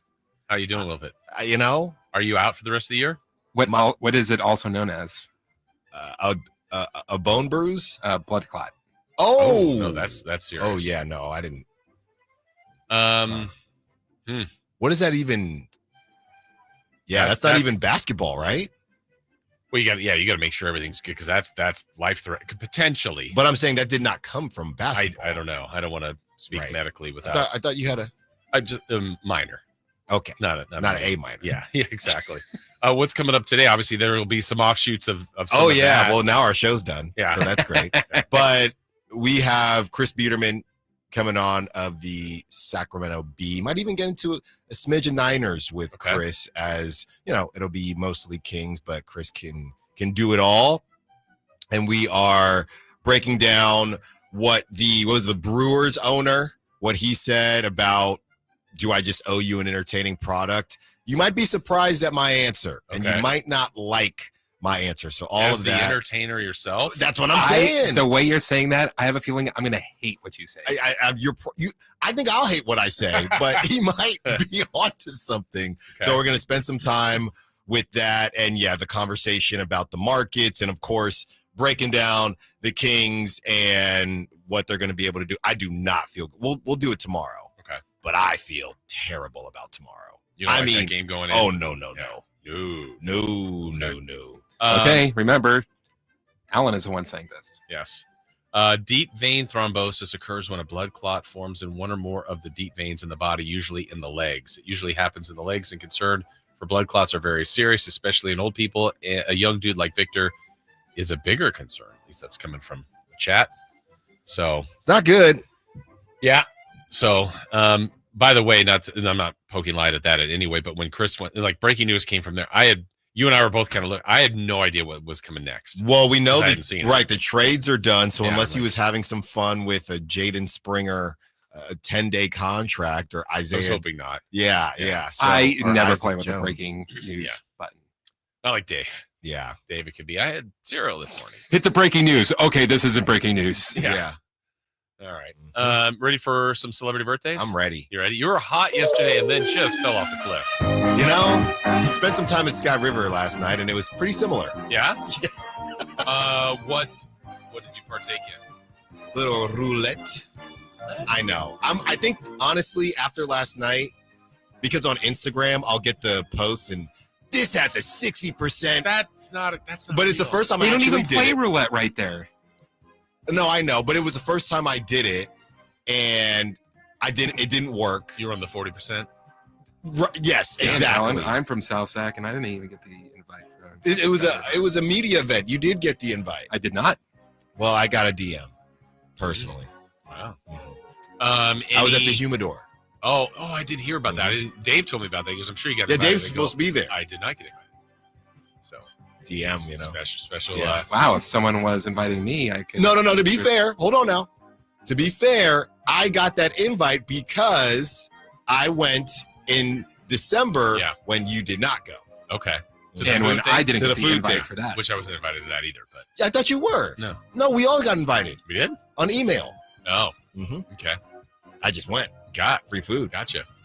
Free things yesterday or no? Yes. Nice. Got a couple cigars. Okay. Mm-hmm. So just roulette, no other games, slots or blackjack? Then I tried the approach on virtual.